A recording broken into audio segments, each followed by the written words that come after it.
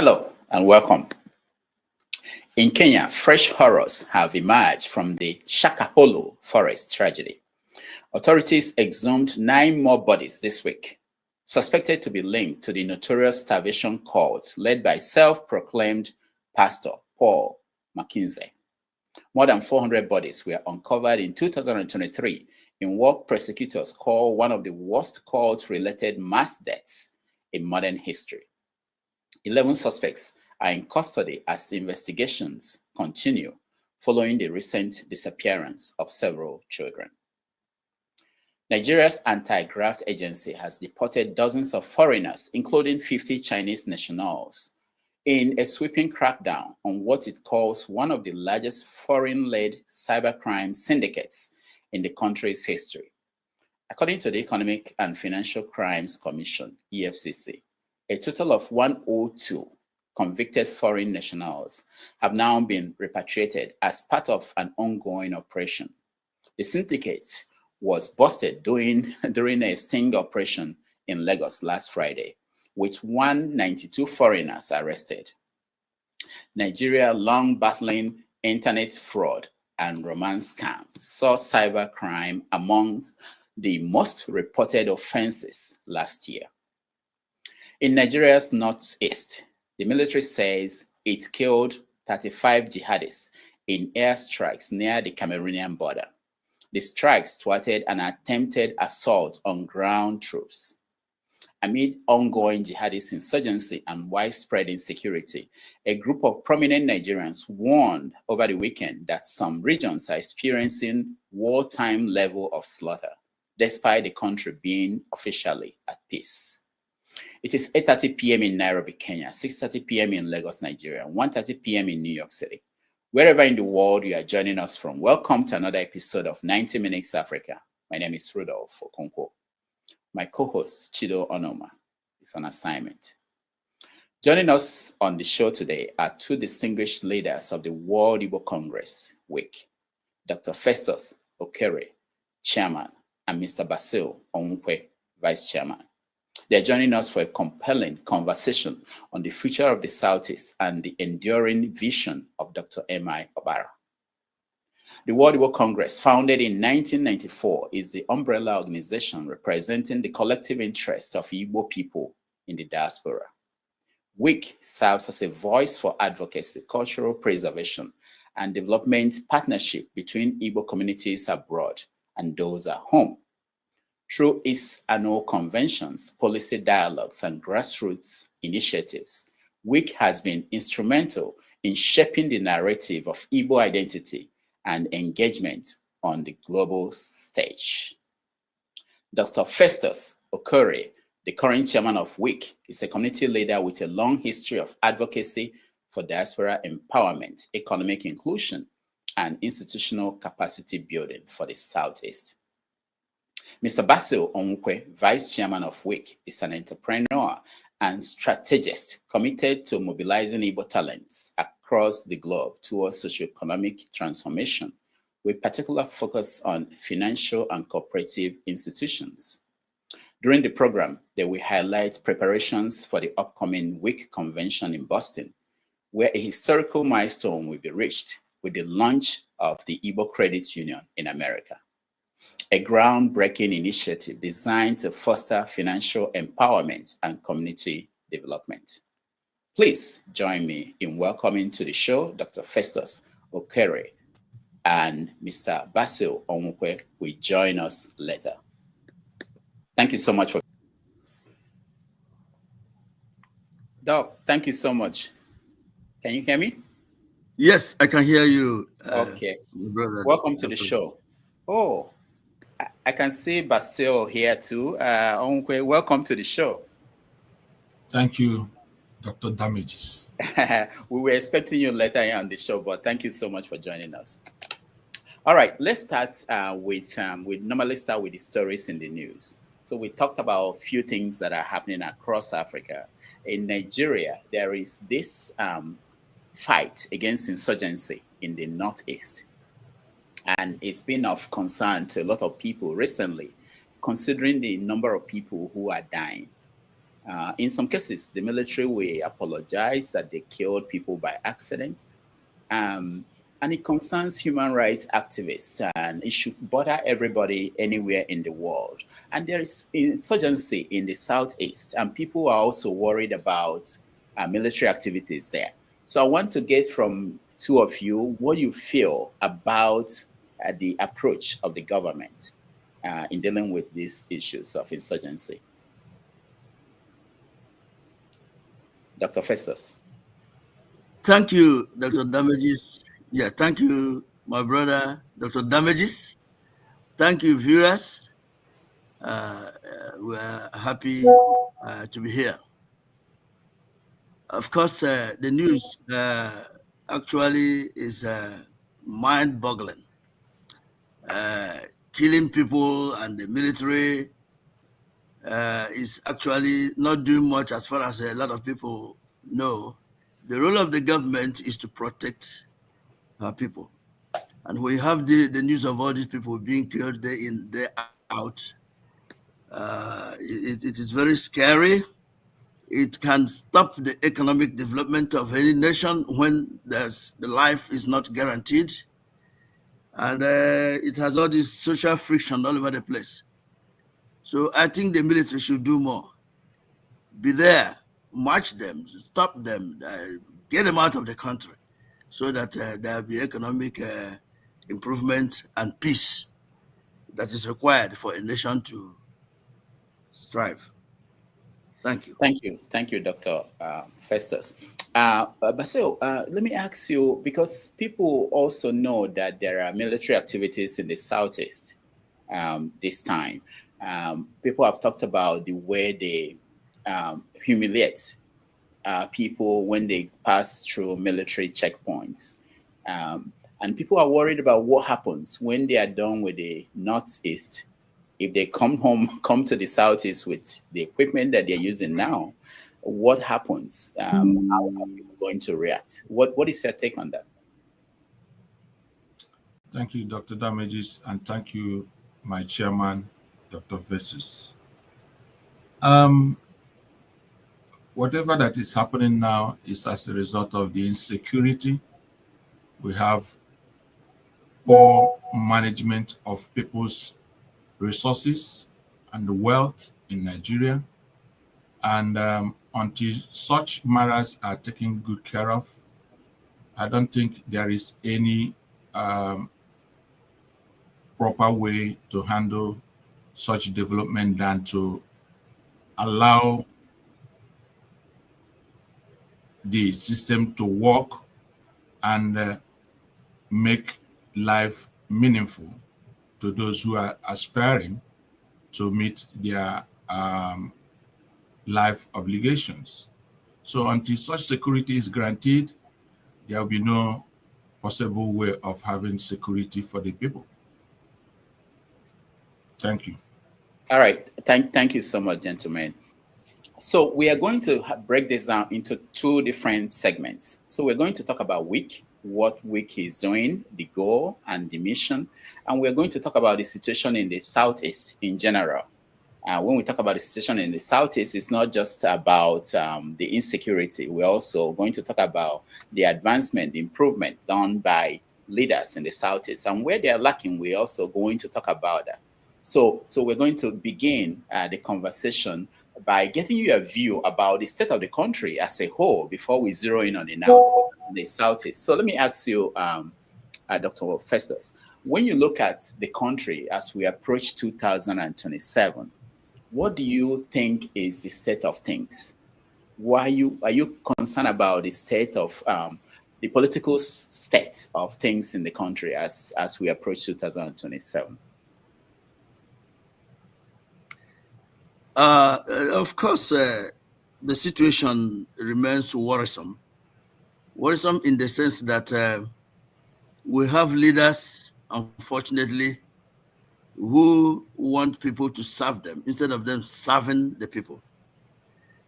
There is this mismanagement of the economy, as we know. People are selfish. They are misappropriating priorities. So one expects them to make changes. We've been listening to those people who want to continue leading Nigeria ad infinitum.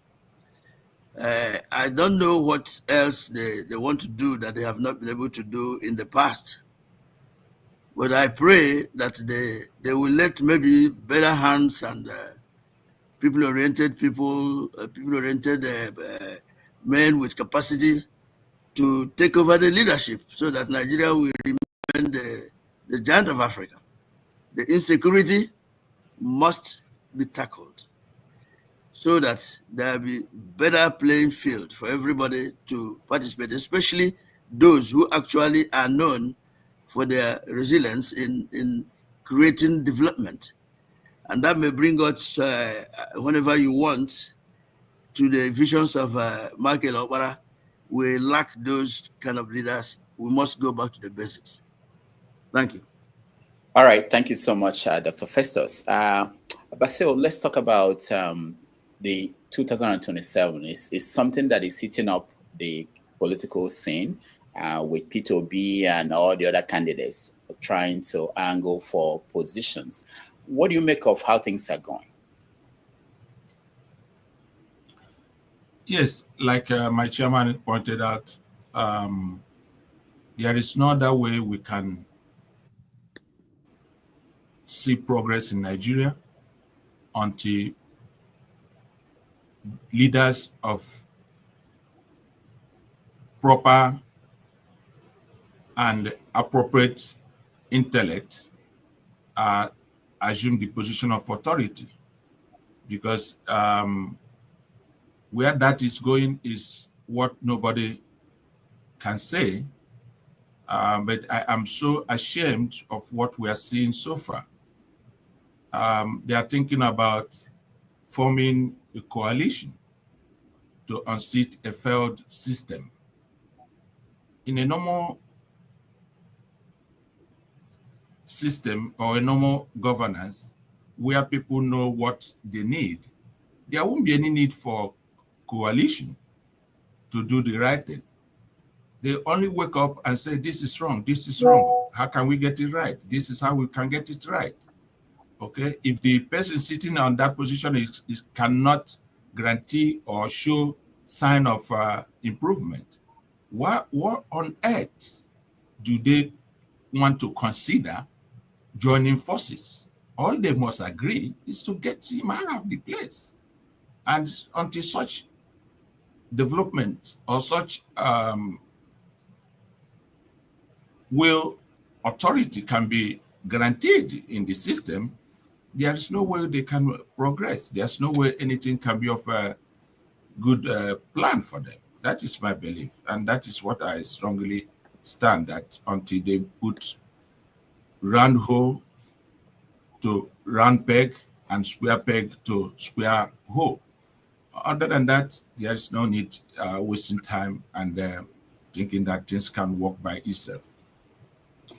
Those who look at the Southeast, they always think about how do we hold our own people accountable, the people who lead the Southeast, before we point fingers at others and things that they are doing to us. I want to know if two of you have articulated or have a way that people like us, especially people abroad, who are not dependent on them to take care of their day-to-day living, how they will be able to hold the people in power, from governors to senators to members of the House of Rep, even the people at the local government level, hold them accountable. Do you have any idea on how we should do that, Dr. Festus? In the first place, my brother, people deserve whatever they choose. The best way is to allow people to choose their leaders. If you choose your leaders, them, like I said earlier, if these leaders are there with the worst crime that I call impunity, and you cannot do anything about it, nothing will change. So the best thing is to actually allow people to elect their representatives, those who will be able to recognize that when one person is crying, everybody's crying. The current leaders we have, most likely not all of them, could care less. So what we have to do is to let people know, give them moral education. Let them know that if they are hurting, they cannot just keep quiet and think that things will change overnight. It just cannot change. You have to actually take the bulls by the horns. No fighting, no quarreling, but sincerely be disciplined enough to say John Doe is the person we want. And when that happens, I think we will begin to see progress. Basil, thank you so much, Chairman. Basil, so that's exactly what I'm talking about. The insecurity. Okay, sorry, Chairman. I thought you were done. Finish your thoughts. Well, you have to be alive in order to think about tomorrow, what next you can do. So what we expect the leaders in Nigeria, be in the Southeast or anywhere, is to fight to make sure that people are alive. Secure the place. If you don't have security, I mean, it's when you're alive that you will think about what you're going to do tomorrow. So that's the number one expectation. Then infrastructure and the whole 9 yards. We'll talk about it when we still go back to MY Okpala's legacy. Yes, we are going to talk about insecurity. But Basil, let me ask you the same question. But thinking about the people like governors currently, you can say that there are a few of them that we can say that people elected them. They were not imposed. But do you think that has helped in terms of holding them to account, in terms of what they do with the money and what they do with resources? Dr. Damages, I know you are good in the development over there. I can tell you that when you can only be able to analyze or determine what people do if you have the same statistics of what they are being made to see or handle, to make a decision on that. But from what we have seen so far, we don't know what they are saying. And honestly, we can't determine what information they are getting. If they are in different world, working in a different environment. If they are seeing what we are seeing, I think they will be in a position to know that things are not working right with them. Okay? From what we are seeing from being outside the government of their states, we can see that they are not reflecting the will of the people. And we begin to wonder what is happening. Are they in a different world, working for different people? Or are they seeing what we are seeing? Because what we are seeing is not good.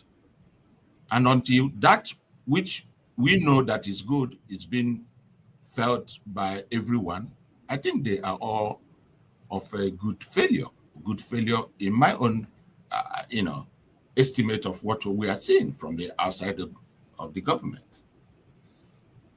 All right, let me play a video. This was from the 1960s. This is from 1969, I believe. And then I'll come back to you guys and get your take on how far we've come. You are holding the conference. All right.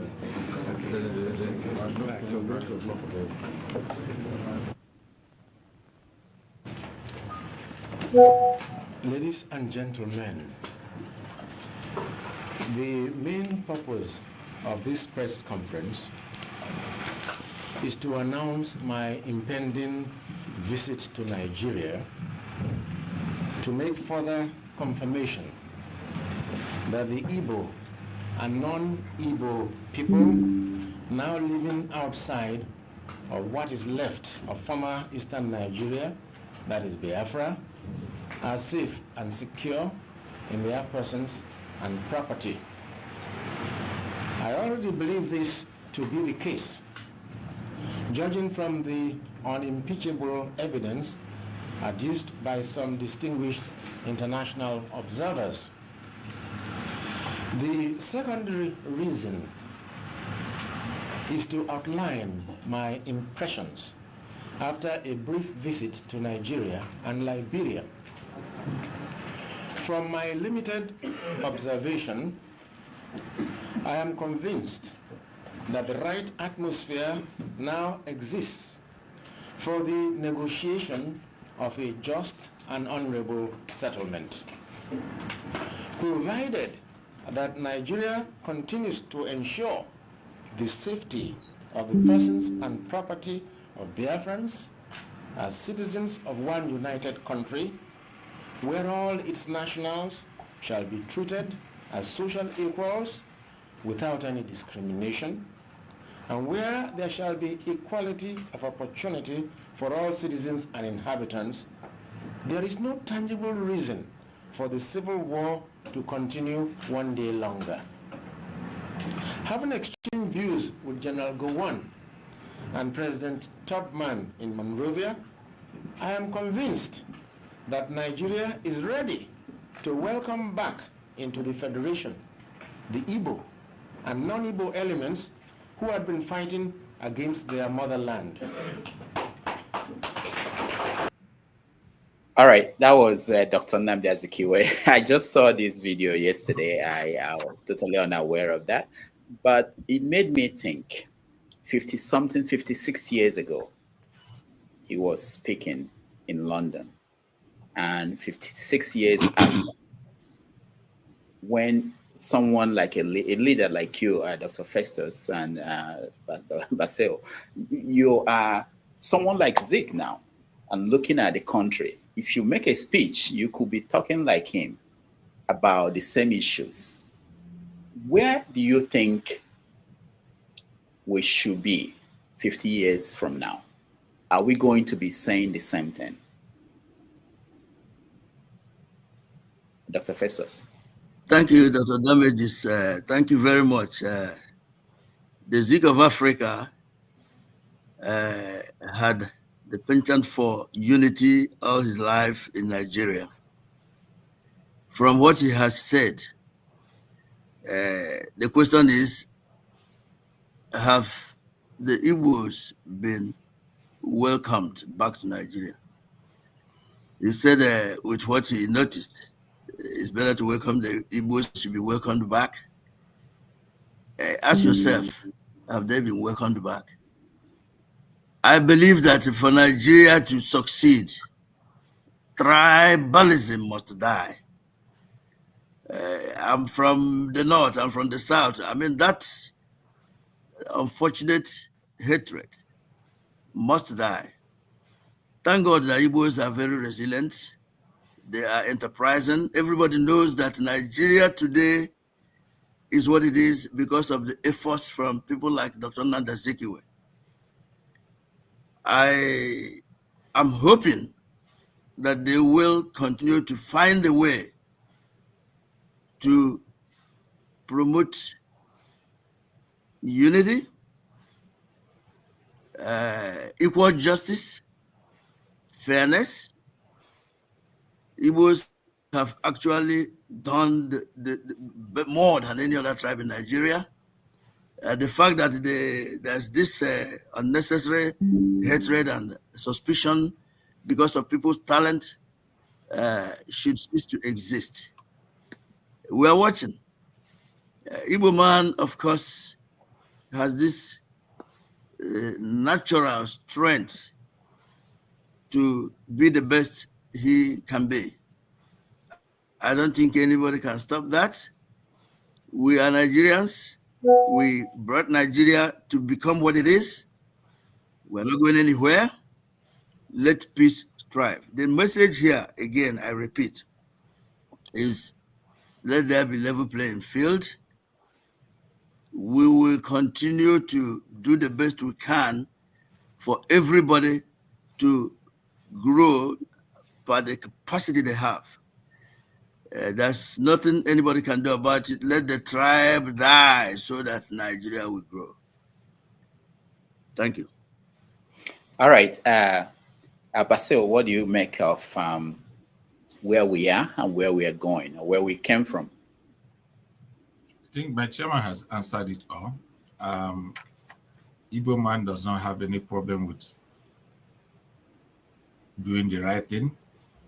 And the people who are sponsoring them not to give Igbo man his place in the fold of Nigerian activity, or in the state called Nigeria, is because they know that Igbo man comes, things will work right. You know, we are not different from every other region, but one thing that is only can be assured is that we want it right. It is in our DNA. It is a natural given belief in us that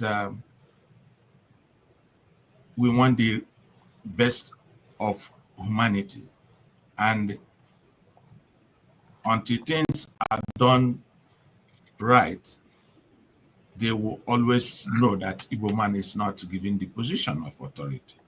And they know it, and we don't want to be contesting any matter about that. And if they want us to leave, there is no need wasting our time. There is no need wasting our time. Otherwise, we are able to do what is right, and Igbo people are ready. Thank you.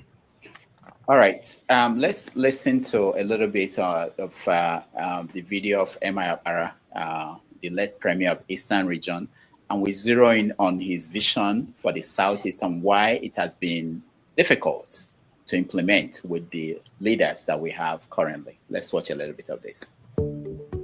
In the early days of Nigeria's existence as an independent country, some persons dedicated themselves wholly to the development of the country from their respective domains. One of such persons was the man known as Dr. Basil Okere.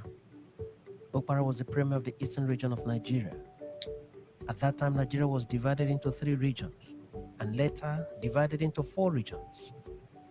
The 3 regions were Eastern region, the Western region, and the Northern region, and the 4th region was the Midwestern region. The heads of these regions were addressed as premiers, a position that was equivalent to today's governors. The Eastern region then was made up of all the states in Igbo land and all the states in today's South-South region. Okpala was the man in charge of this vast area.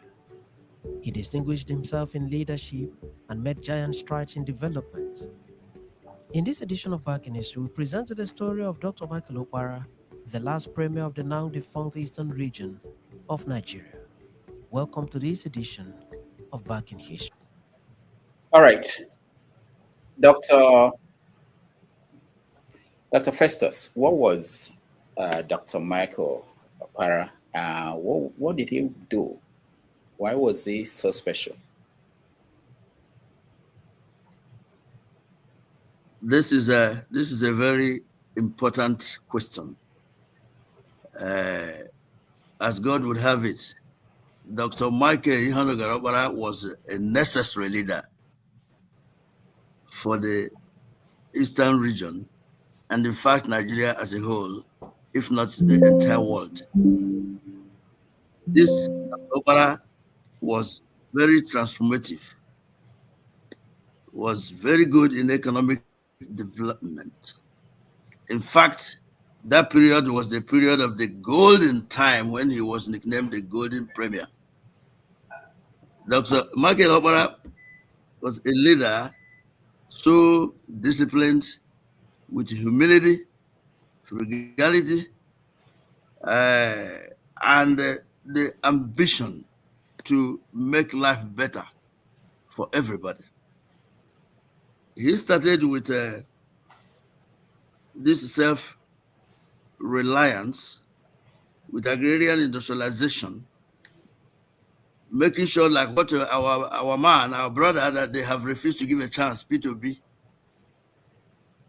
His Excellency, who says there should be production then to consumption, not consumption but production. But I found out that the best thing to do was for everybody to be self-sufficient. He created a better field for industrialization in Alibo. Everybody was employed. Everybody was involved in agricultural development. Modernization was at its peak because he did not work for himself, he worked for the people. He did not build skyscrapers for himself. He had everybody involved into finding something to do at any given time for self-sufficiency. You see things with humility, education. Regional pride was at its best during his time. He believes in working hard to produce what you can produce and then export what you can export. He was a developmental visionary. Agriculture and industry was so rampant that he realized that people without education cannot sustain economic freedom. That's what we are lacking.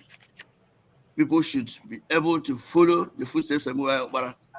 His philosophy, encouragement of Akurulo, for us to invest even in our homelands. We were talking about Nigeria, of course, whether they have actually brought Ndibo back. No, there's nothing to show for it. During the time of Okpala, palm oil was palm products were exported the best in. I mean, we were the best in bringing the significant foreign exchange through the palm oil we were exporting. The world knew about Igbo land as the most developing region in the world during the Okpala's time. It was the war that interrupted that. But I believe that inspiring trust and collective discipline and frugality, there will be efficiency. If Nigeria doesn't want Ndibo, actually, we have a lot of Okpalas. There should be a level playing field to follow the footsteps of people like Okpala, who are the model of accountable governance. I don't want to stay here to tell you what Nigeria has been missing by not allowing Igbo man the rightful position. Look at the injustice. How many Igbos are in position of power where they are ministers or in the so-called decision-making process? No. The same tribal sentiment that is making us not to progress. Dr. Okpala encouraged Ndibo to bring Igbo to home. We will do so. We will do so, and then the social development, we will take care of it. Let Nigeria know that they can't stop Ndibo from developing. Even Okpala did it, and we will continue to do it. And we'll do it as soon as Nigeria actually doesn't want us. We will buy our local products. We will try to make sure that there is nationalistic attitude from Okpala's history. Thank you. All right, thank you, Dr. Festus. Basil, Emma Okpala was 39 when he was the premier of the Eastern region. 39. All the governors we have today in the Southeast, they are over 39. What happened? Why is it that we haven't been able to produce some leaders like him? It's very simple.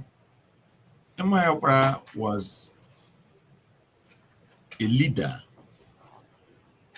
of the nation, because then it's what you can show, what you can do would propel you to any leadership recognitions.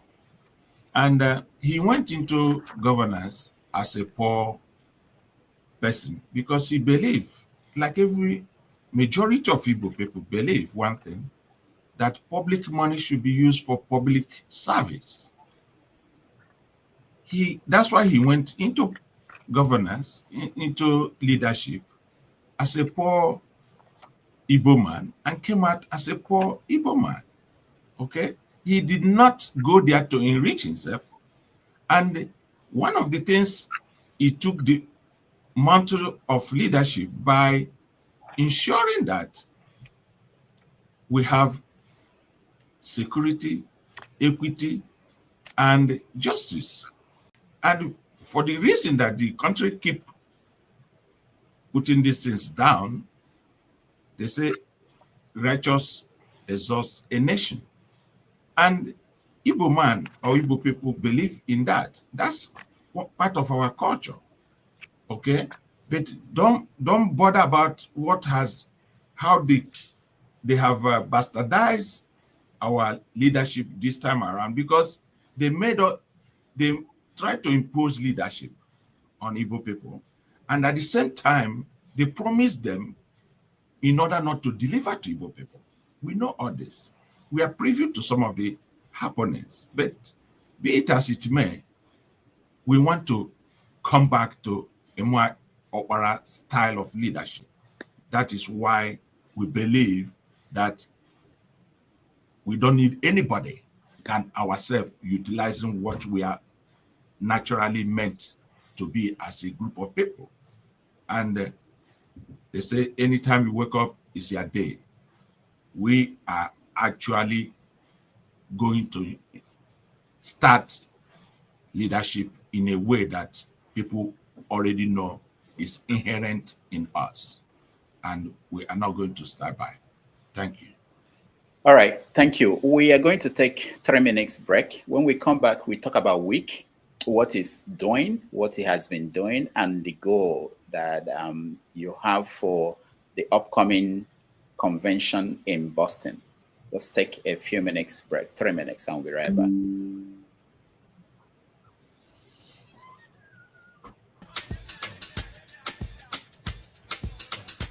High life battle. High life battle. Wish.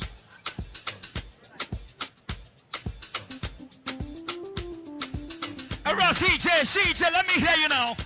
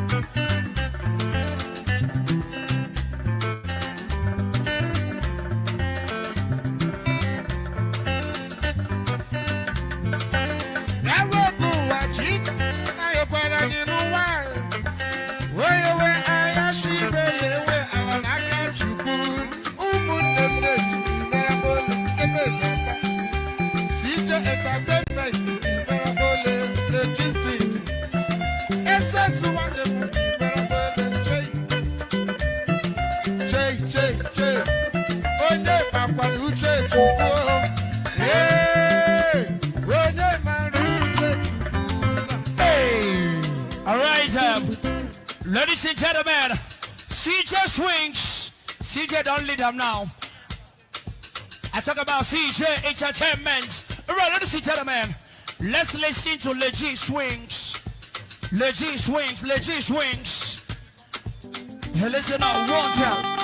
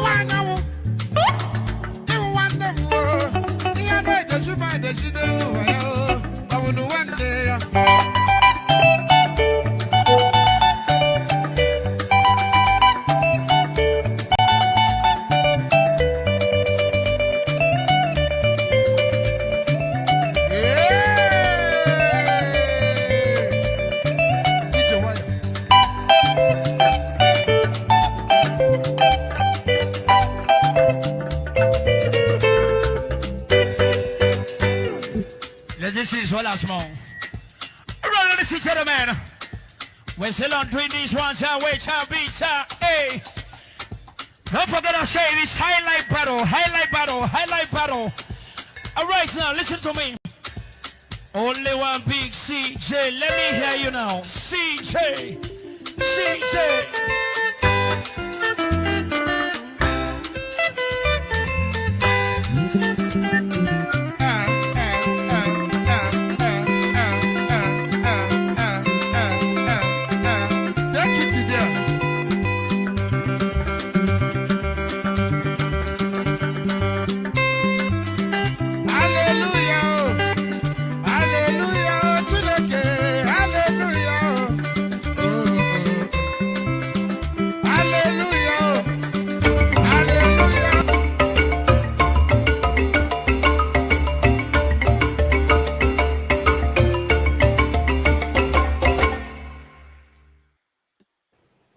All right, welcome back, everybody.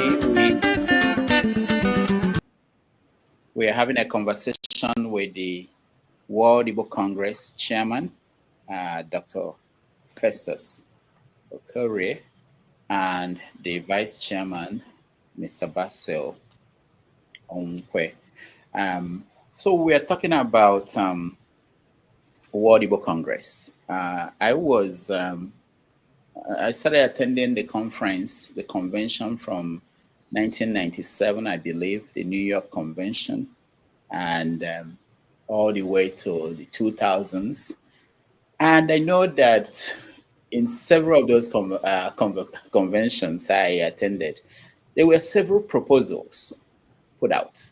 There was one year, I don't remember whether it was New Orleans or one place, where a group of doctors came up with a proposal to build hospitals, kind of a teaching hospital. These are doctors based in America, build a teaching hospital in somewhere in the Southeast. And they talked about the challenges they had. Even at the first one I attended, New York Convention, there was an engineer from Boston who came and said he was the engineer in charge of the Big Dig. Then it was under construction. I say this to say that there have been several proposals that were presented at these conventions. So let's start by hearing from you, Dr.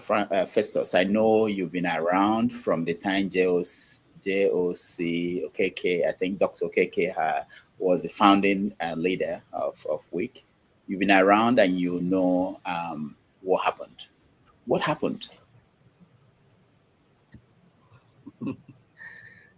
Dr. Damages, thank you very much. You know, it is very annoying, disappointing if I have someday to go to run marathon, 4 meters, 100 meters for you. Your aim is for the person to win gold. But if the person stops by the way, without getting to the end of the race, there may be reasons for that. But the bottom line is you're going to lose. You won't win anything.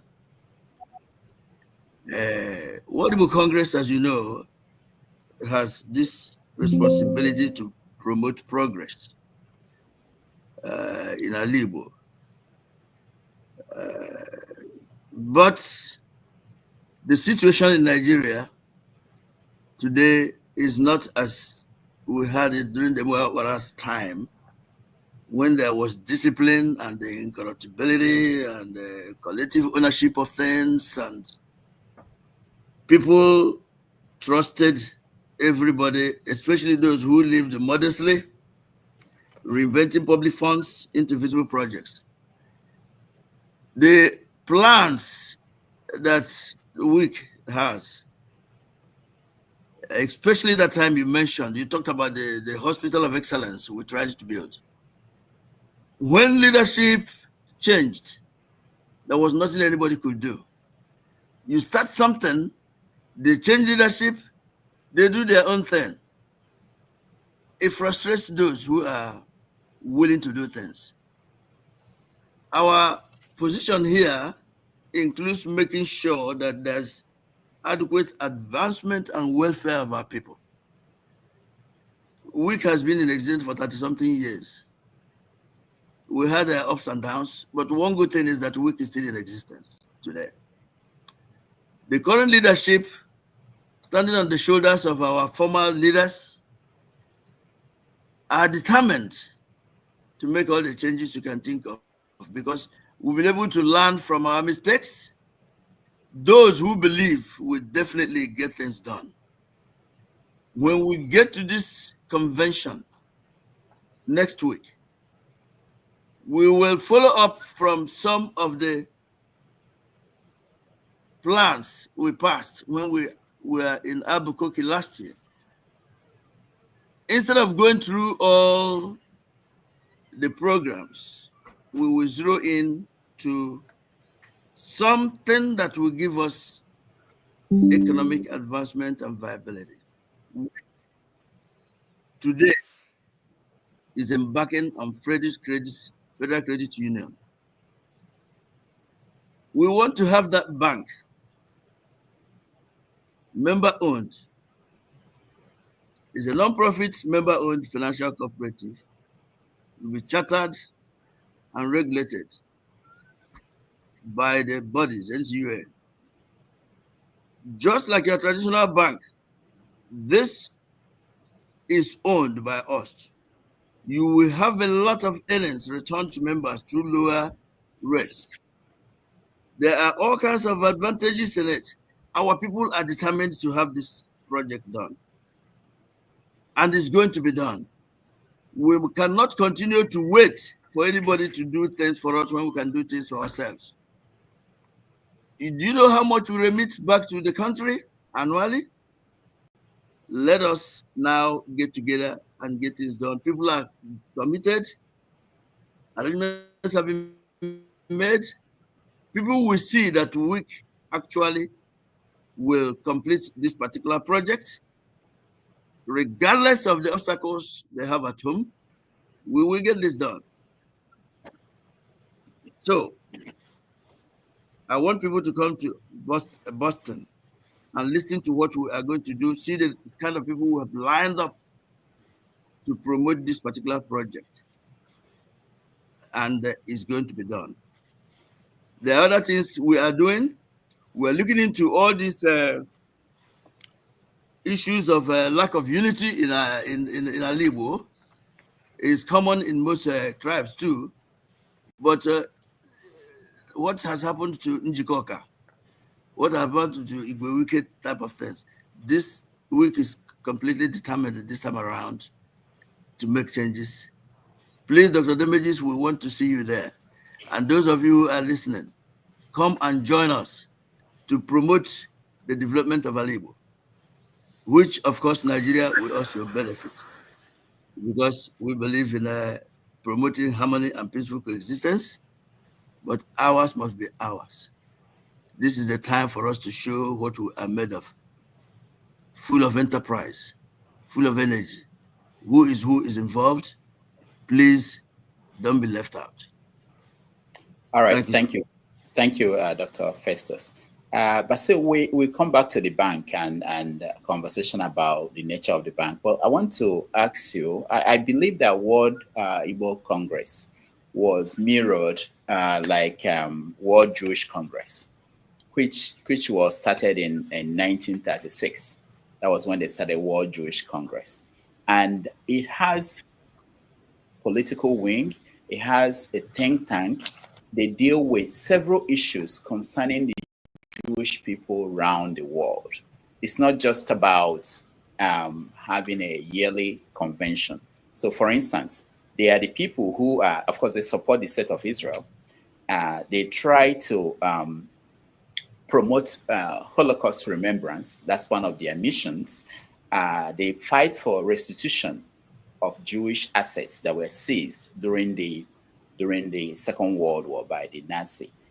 They want and they support the prosecution of Nazi criminals, war criminals. They fight anti-Semites. They promote Jewish and Christian dialogue. Will you say that World Igbo Congress has established branches and groups that are doing specific things, not just having conventions and promoting maybe projects here and there? Are there constant goals that, irrespective of, because the chairman just mentioned that when there's a change in administration, people abandon some projects and continue in their own direction. But if there are specific goals set up and people pursuing them, irrespective of who is leading the organization, that will continue, that will have been a way to achieve some of these things. And there are many, many areas that could be put out there and have people be working on them permanently. If you talk about the issues of abandoned properties, for instance, there are many things that we could set up and be doing constantly because there are work to be done. But I don't think, is it something that is an oversight, or is something like that in place? Thank you, Dr. Damages. Like so many people might not know, World Igbo Congress is like an institution, okay? Though the chairman was emphasizing on changing of tactics, by new leaders or something like that, but it was not, we have specific goals. Like you said, the Jewish community do. In our own case, we have the life and property protection of Igbo man, wherever they might be, is our goal.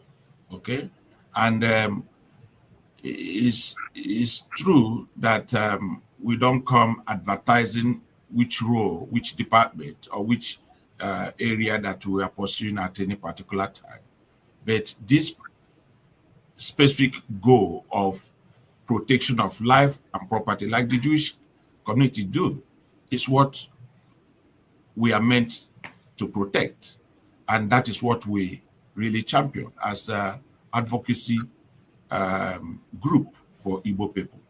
And we cannot relent on that. And though our speed might differ, how we pursue them, but that does not mean that we differ in making sure that those areas. But one major thing we have always been constrained in majority of the time is our inability to get the resources that requires to pursue these things. To is like you cannot you cannot base your survival on people's contribution whenever they want or however they want. We are really going to take the bull by the horn by taking this particular financial establishment as our major base in tackling some of these things. But we have not differed in the way we pursue them, because though people might not see it the way they're supposed to see the development on this aspect of life and property protection because of the area of constraints. But that notwithstanding, they said when we wake up is our own morning, and we have come to the point that let the bygone be bygone. We must face forward and pursue relentlessly the things that people will know that people that knows what to do, or people who knows where they're coming from, are now in the place of doing them. Thank you so much. All right. We are going to let people in to join us in the conversation in a few minutes, but I have two more questions to really get to that. Let me stay with you, Basil, and I want to ask you about this. In Ghana recently, there was this Nigeria Must Go campaign that started there, and they narrowed down to Igbo people. And it's connected to this idea that there was an Igbo, Ezigbo, the king of Igbo people in Ghana. it's not the first place, and it's not the first time that Igbo people were targeted. Not just Nigerians alone, but So what is it about this idea of Ezigbo outside of Igbo land? How did that start? And what is the position of WIC?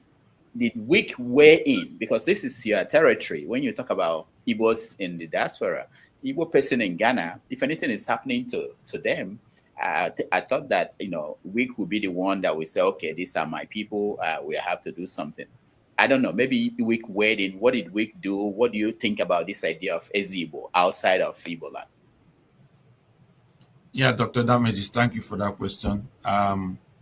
You will agree with me that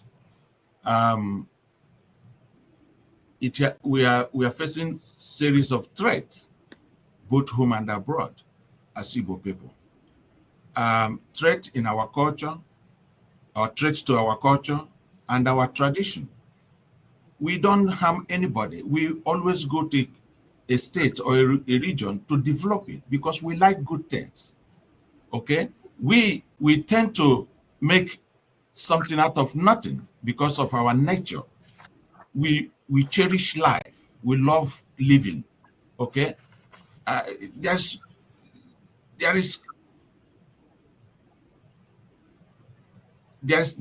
is this tendency that not everybody would love that. So when we take to such areas and we develop things, our people like to give honor to whom honor is due. They give this recognition that, oh, this is our man because he is doing the right thing for us here, or he has called us, or he has gathered us. We tend to do that, but that is not a threat to their community or a threat to them. But they see it as a threat. They see it as something they would want to stop. It is our natural way of living. And it's a pity that this always brings an attack, fear, threat to the community that we have come to stay with. But that notwithstanding, we want to come to a point where we'll be able to have the ability to act as an ambassadorial authority to our people wherever they are, however they want us to reach out to them. But that cannot come while people are running away from helping us. That will not come where people are only interested in what they get, not giving us what can arm us to do some of these things. And we are starting very, very well to make sure that we have the ability to extend our tentacle of protection, tentacle of activity of caring for our people wherever they are. Thank you. All right, thank you. Chairman, the same question, I wanted to know, did WIC react to that situation in Ghana? And also, if you think about it, if you go to Malaysia, go to Philippines, there are a lot of our people in distress. And sometimes they count on the Nigerian government to assist. And most of the time, the Nigerian government may not do enough. And I'm wondering, and a lot of people are wondering, is that within the area where the WIC will do something, even if it's just a press statement, put pressure on relevant authorities, point things that are not being pointed out by anybody. What is the policy?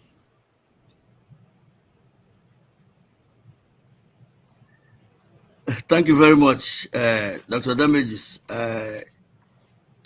This misunderstanding and the backlash, the protests by foreign hosts,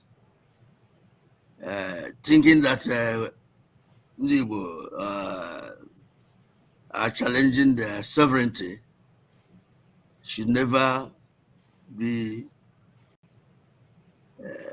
allowed. Allowed in the sense that the influence they think we have over their lands It's not the case. We are rather developing their places. That resentment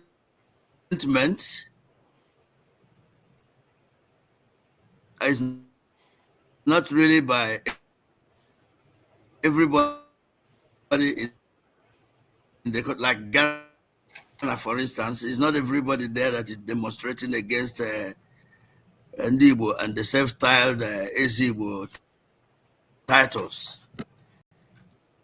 We have Council of Traditional Rulers who are very peace-loving people. Wherever they go, they develop. They even employ them. We are very friendly. It is in our DNA, it's in our culture. We enjoy what we have achieved. And we create peace and joy. But that does not mean that people should continue to probably bastardize that title. For you to be king of the Igbos, you must earn it. It's not something to be braggadocious about and show off. But I'm not happy. World Igbo Congress is not happy that our brothers, even the Ghanaians, are demonstrating against our people, creating some backlash. Is uncalled for. We should unite. We should be brothers and be our brothers' keepers. This envy and jealousy by some other people, maybe from Nigeria, trying to create dismemberment, trying to create controversies all over the place against Ndibo, will not stop Ndibo from struggling to survive and create better lives for their people. I am advising that they should understand our culture, the way we behave. Let them not misrepresent our culture. The xenophobia and all these Igbo must go, Nigeria must go. By the way, you have noticed that anything bad done by anybody from Nigeria, those people claim to be Igbos when they are not.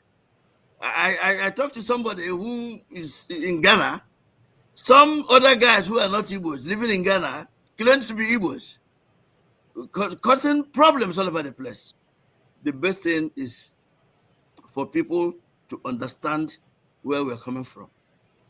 How we advantage, not Chairman, how will they do that? What's the role of WIC? Because I've had people tell me that it's misunderstanding, that they don't understand, that they take Eze, kingship, the way they see it in their own tradition, that this is a sovereign authority within their territory.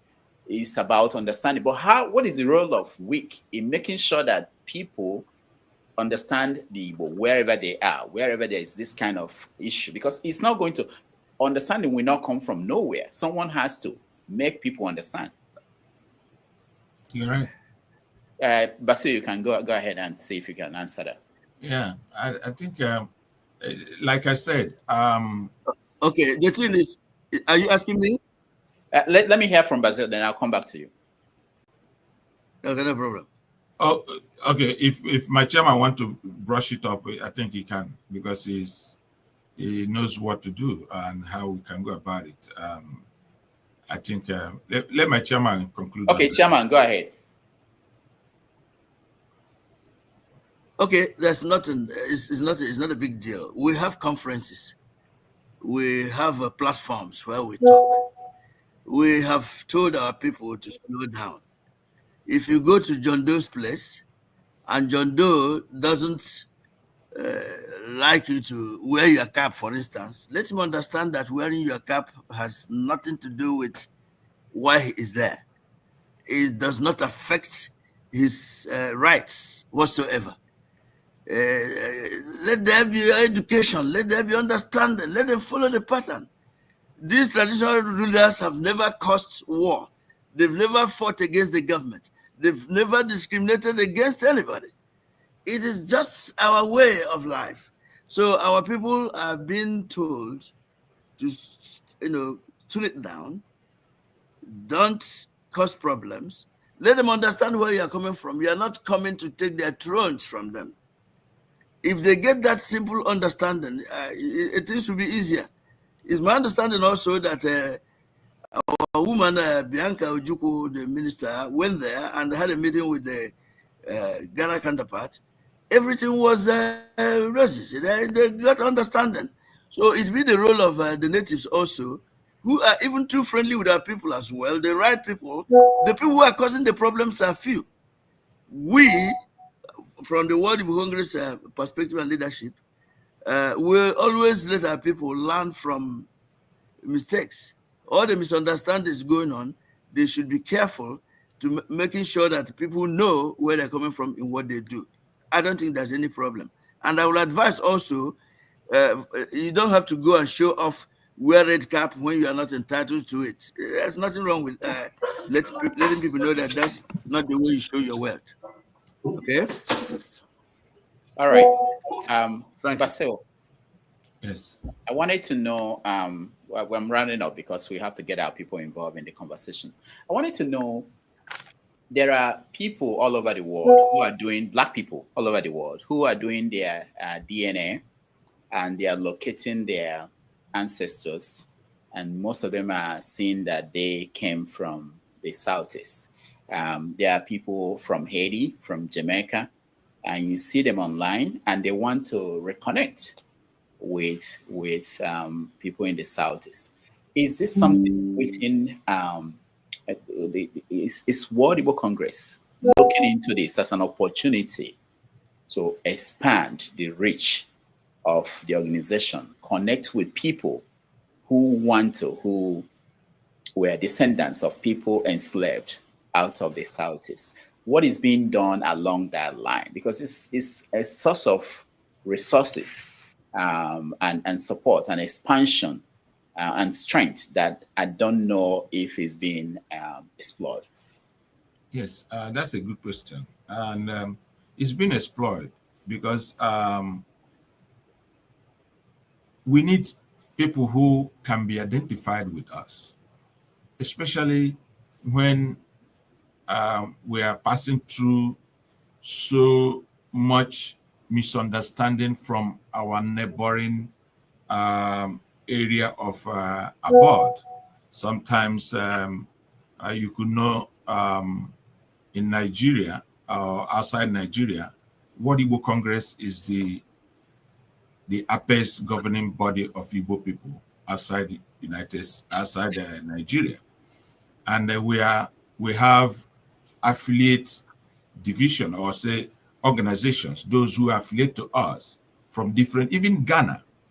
It's only of recent that their representation to World Igbo Congress has not been seen. Usually during the first period of this organization, we had affiliate governing body from Ghana, South Africa. Now we still have in South Africa anyway, Europe, all Asian countries. So this body is so big that it will be able to have easier assimilation of people from different areas of the world, and from that, whatever services and potentials they have that will be an addition to us will be harnessed, and that is our goal, and that I believe will be achievable when we start operating the way people would be glad that we are doing. All right, thank you, Basil. Chairman, he just mentioned affiliation with other organizations, and it made me think about IPOB. What's the relationship between World Igbo Congress and IPOB, or even with Ohaneze? How is that going? And is there any stand? I don't know the current position of World Igbo Congress on Nnamdi Kanu.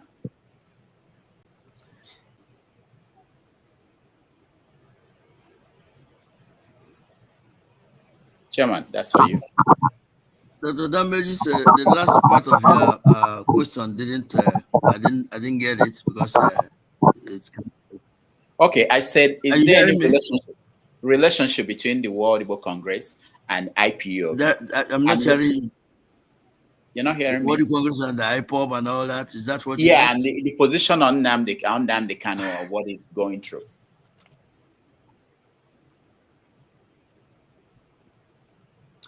Okay, maybe I have to answer about Nnamdi Kanu and what he's going through.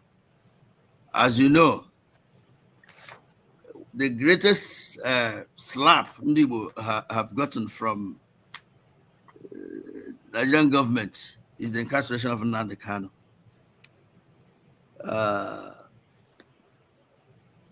WIC has actually written President Tinubu directly. WIC has posted a lot of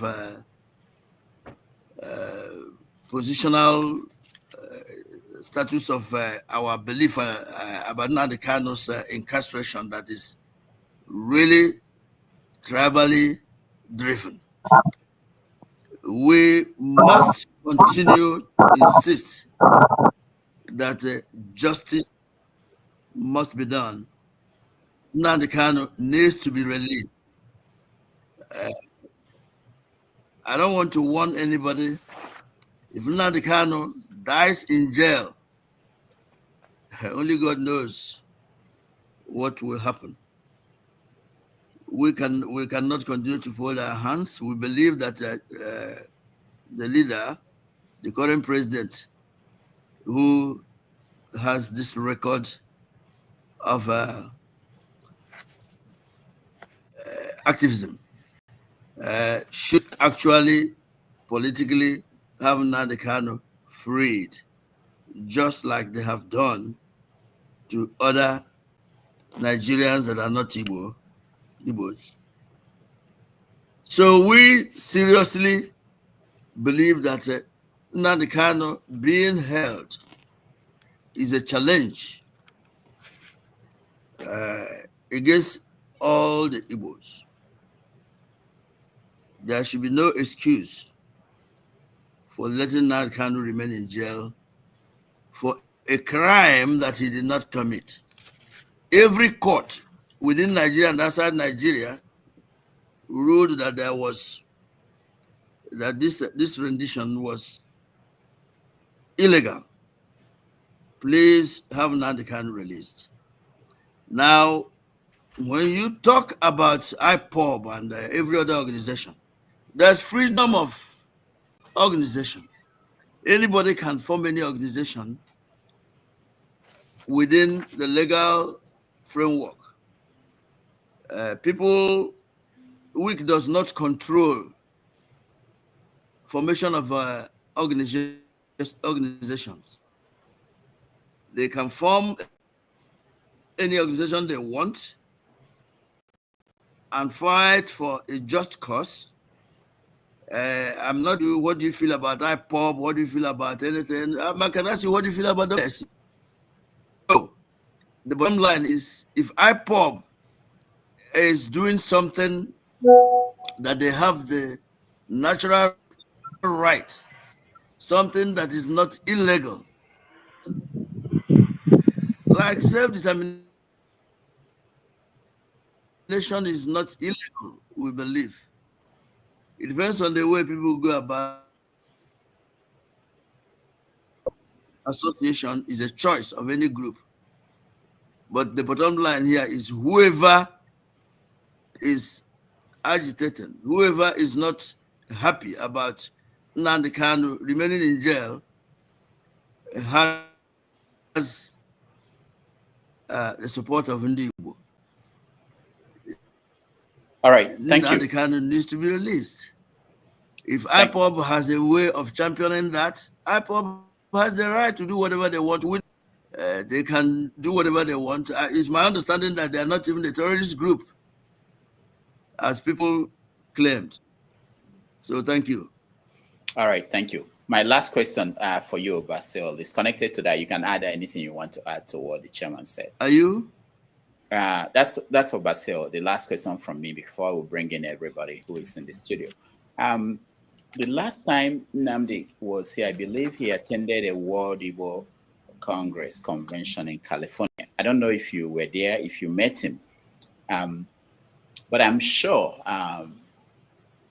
if he comes out, let's say you meet him and when he's out, and he will say, "What did WIC do for me when I was locked up?" That would be a common question he will be asking people in leadership position, able people. What will you say to him? No, I don't think he will ask that question because he knows what, even where By the he way, is. oh, sorry. Chairman, can I say something now? Yeah, go ahead. Go ahead. Continue. Okay. So even when he comes out, he will not ask that question because he knows what I don't know why the thing is not echoing right. He asked what you're going to tell Nandikan, right? When he comes out. Yes, it's for Basil. But I think I'm hearing well. I'm hearing it well. I don't know about you. Maybe there is echo from your end. Do you have? Are you watching it on YouTube too? If you are just listening in, you should be able to. Or you can mute yourself. Let's hear from Basil. After that, you can then talk if you have something to add. Chairman. I haven't said anything to your question. I haven't. Sorry. It's for Basil. You said when you asked what he will. Yeah, it's for Basil. I'm asking Basil to okay, that's why I've not said anything. And Basil has answered that Nandikanu will not ask that kind of question, and I concur. Yeah. Okay, but he has not finished. Let's hear Basil finish up your answer. Yeah. The reason that he knows that we have not kept quiet, and if one of those people that are making sure that what threats they did President Buhari said didn't come true, or whether he said it officially, or he was alleged to have said that he would die in the place gradually. And I don't know where he passed that information to, or who he must have passed that information to. We are waiting. He has won all the cases. We are waiting. You know, to some extent, we are asking them to do justice by releasing him and obeying their own court orders. By releasing him. You know, this gentleman started demanding equal rights for Igbo people, demanding that you let us go if you don't let us be part of the system. And they made us to believe that he's fake, he's doing this, he's a gang up with criminals. A whole lot of people called him all sorts of names, but he has proved them wrong, because it is now alleged that they wanted to get him settled, like they do every one of that raised his hand. Please settle me, and I will keep quiet.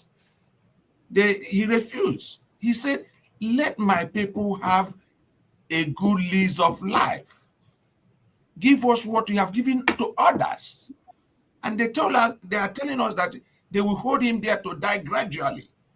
I don't think they are thinking right. And it's something that is hurting us. It's something that is hurting every woman. And whoever refuses to be hurt does not see that what he is agitating for is the right thing. We need a good, fair justice to every one of us. Okay?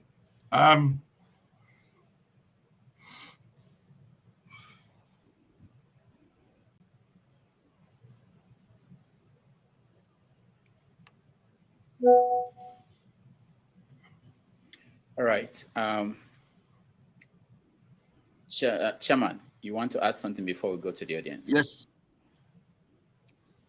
Well, there's nothing to add other than I want to reiterate my call to His Excellency President Bola Ahmed Tinubu, World Igbo Congress is joining the world to appeal to him to release Madam Nnamdi Kanu. He is innocent. He is unlawfully renditioned. Tinubu has this freedom. We know him as a freedom fighter for democracy. Releasing Nnamdi Kanu will create a cemented history of peace. Nigeria should embrace equity, justice, fairness. For free peace to reign, there should be a sense of inclusion. There should be no discrimination. Nnamdi Kanu needs to be released. We is focused on protecting and promoting Igbo interests. We will collaborate with the people at home. We are not happy that Nnamdi Kanu remains in jail for nothing because his name is Nnamdi. We leave it that way and hope that the president has resolved to do what they did for other people who did even more than whatever they alleged against Nnamdi Kanu. Thank you. All right, thank you. Let's go in and get some comments and questions from our audience. If you are in the studio, please turn on your camera if you want us to bring you in. We give you just one question, please. Don't go beyond one so that we can get as many people as possible involved in the conversation. Let me start with you, Osor here. Welcome to the show. Dr. Damages, thank you so much for calling me up. Everybody can hear me? Yes, we can hear you. Okay. Thank you so much. And always, this is University of Dr. Damages. It's where we learn so much every day. We learn everything. I want to be quick. Week, like Dr. Damages said earlier, me and him, we've been following Week since 1997. And we had a fight in New Jersey, 2004. That's when we broke it in half because of corruption. And corruption that was then in the leadership. So we broke it in New Jersey. So now it's reconstituted. And we hope that this is a new week. It's not the same week of the past, that all they fight for to be president or chairman of week was how to go and drink tea with the corrupt governors in Nigeria, instead of standing up and fighting for what we believe in and what Igbo people want. Right now, a lot of things are going on in Igbo land. Houses are being bombed, people are being killed, people are being skinned alive, people are being tortured, kidnapped, raped, women are raped. And you can't call your governor in Imo State. The governor is running Imo State from Abuja. There's a lot of things going on in some local governments, including Osun, Olu. The governor is nowhere to be found. People traveling to Abuja looking for him to give him report on what's been going on. He never visited anywhere to find out what's going on. What is WIC doing to confront? I use the word confront deliberately, to confront this kind of wicked leadership that we are witnessing in Igbo land. So please, I don't want it to be political when you're answering this question. I want it to be sincere. I want to show sincerity, that people are looking, people are watching this show. Millions of people are watching this show around the world. They are very angry. they are victims. If they are not direct victims, they have relatives that are victims. So please, I want you to address this important thing and what are you doing as a world body? Maybe you guys don't understand the power of WIC. As a world body, what are you doing? What kind of influence will you have on this wicked, useless leadership we have in Igbo land? Thank you. All right, thank you, Osohe. Chairman. Thank you, sir, for you. Go ahead, Chairman. I think there's a delay from your end. Yes. Go ahead. Yeah. For some reason, there were breakups in his statements, but I can hear the last one. He wants to know what we're doing about the poor leadership, apparently, people not caring. My brother, WIC has this patriotic devotion to duty in caring for the welfare of our people. There are things WIC is handicapped in doing. We don't believe in just talk. Action speaks louder than voice. The first thing WIC is doing is to make sure that, based on experience, we elect leadership that can be concerned about these issues you have raised.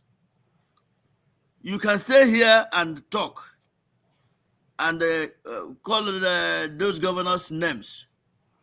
Unfortunately, we have not seen a lot of changes. We have people in the legislation. We have our own representatives who should go there and talk for the protection of their people. I don't know how many of them have submitted bills. There is this Matthew Nwogu, a very new person in the House. He's from Okpala. He has sponsored bills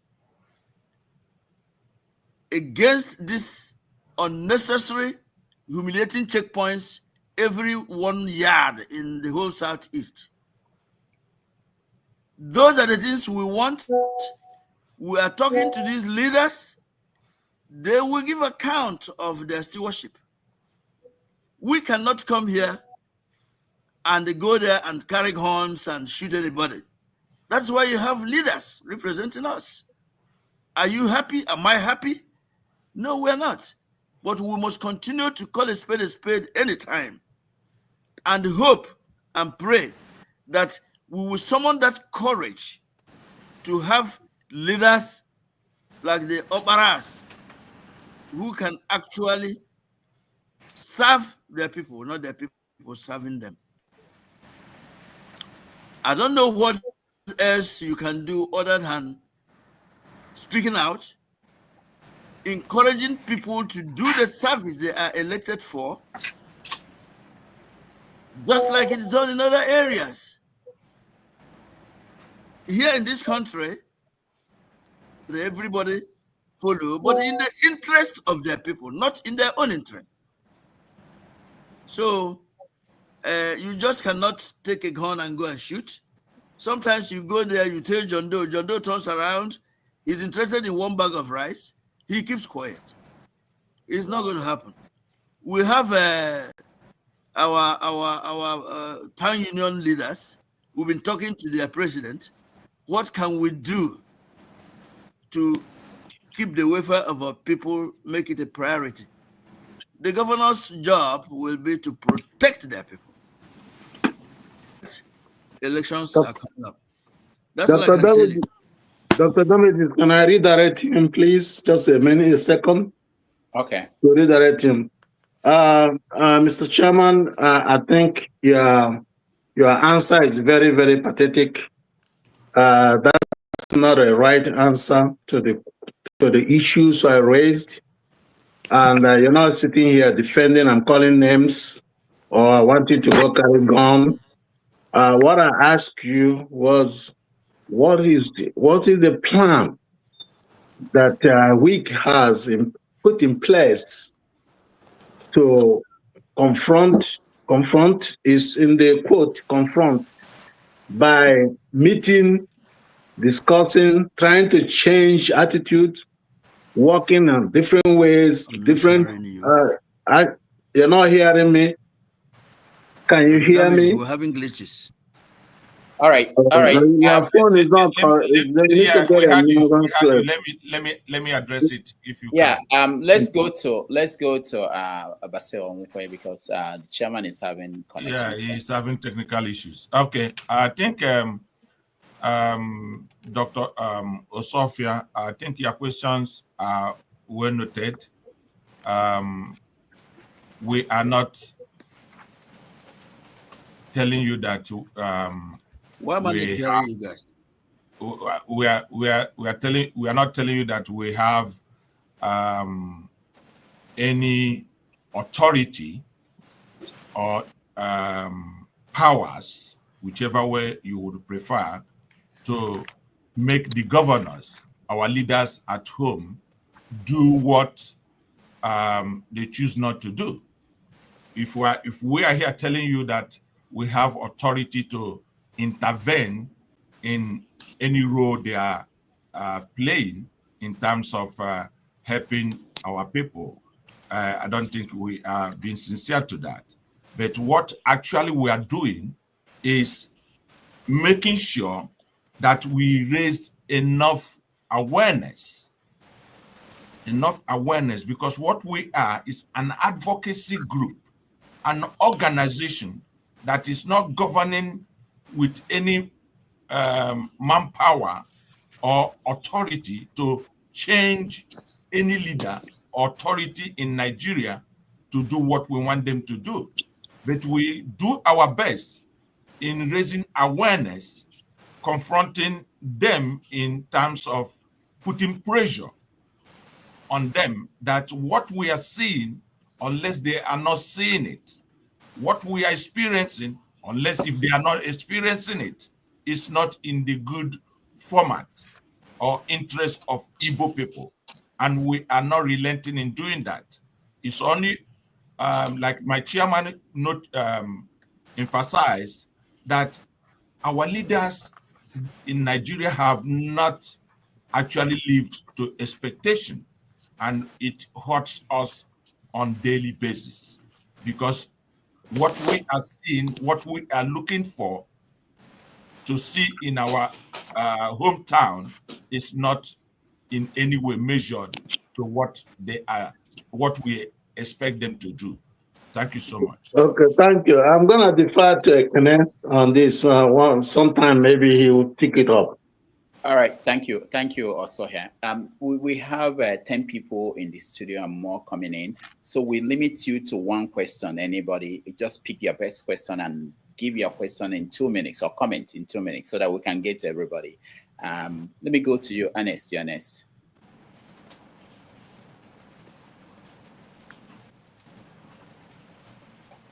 Ernest, can you hear me? Unmute yourself. Yeah, I can hear you. Okay, go ahead. Yeah, I said I have like 5 questions, but I said we should ask only one. Pick the best one. Okay, so yeah, I'll ask one. So I want to ask the girl, do you think it's possible to develop Igbo land if Igbo don't have their political future in their own hands?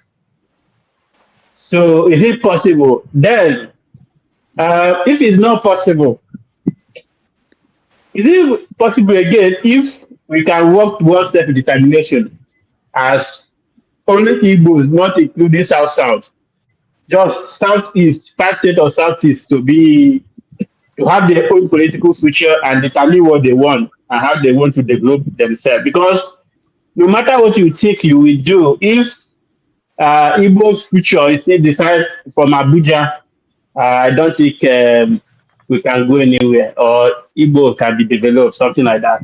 So is it possible for World Igbo Congress to have the same mindset with like IPOB or any Diaspora group just to determine Igbo's political future? From there, you can develop the Igbo, the Southeast. All right, thank you. Thank you, Ernest. Chairman, that's for you. Dr. Damages, could you repeat what, because this has been echoing and I didn't catch his questions. He was talking, and I would hear some. Could you give me a summary of what he wants? What he asked?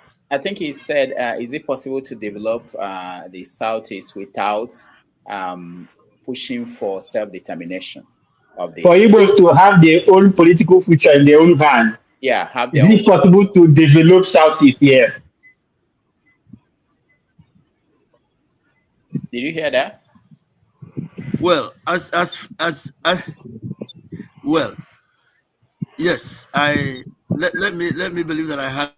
Look, if the environment, if there's no economic development in any place, problems will continue to prevail.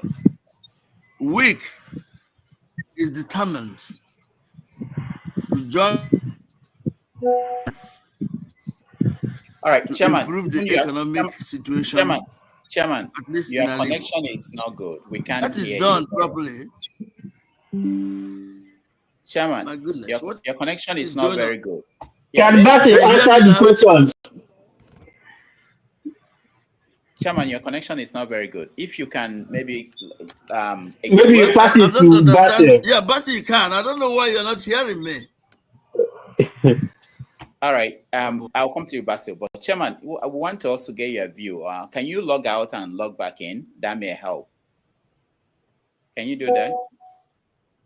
Because at the beginning, your connection was good. In the meantime, Basil, please. Are you okay now? Can you hear me now? Yeah, we can hear you. Cynthia, you can? Yeah, we can hear. Okay, but it's not. You can hear me? It fades in and out. Go ahead. Let's try again. Oh boy. Yeah, there's a delay in your end. Yeah, try to I was trying to. Oh boy. Okay. I was trying to tell him that if.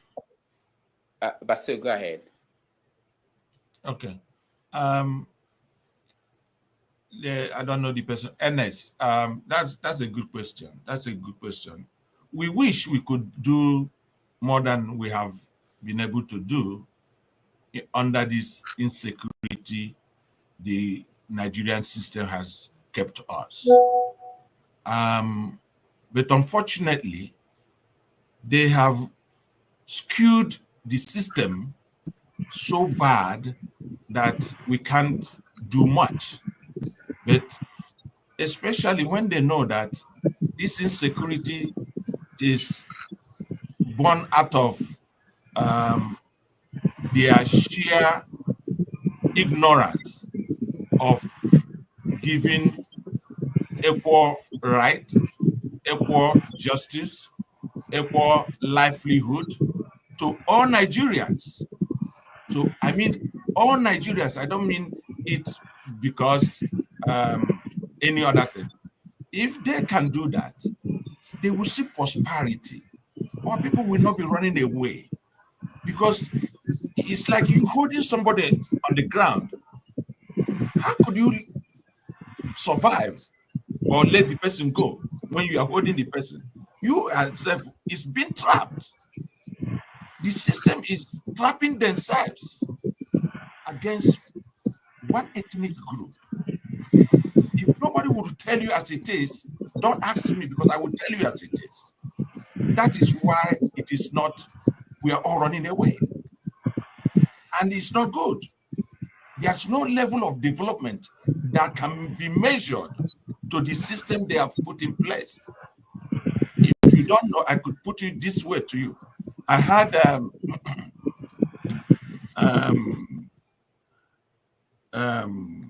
one of the commentators the other day say, gas is abundant in Southeast, but they don't have use for it. Could you imagine that? They are now asking the government to move the gas line more to Lagos so that Dangote can utilize it to flame his generators and his services. Okay? If you could keep Southeast that has such amount of energy out of using it, how would you only have to be in trouble moving it to a particular industry? Why would you be doing that? Why? It is not good to everybody. And this is policy bad. Policy bad. Politics wrong. And until they decide to get their ass together, there is no way we will have maximum supply of development in Igbo land and in the general Nigeria. Thank you. All right. Thank you, Basil. Thank you, Ernest. Let's go to Uche.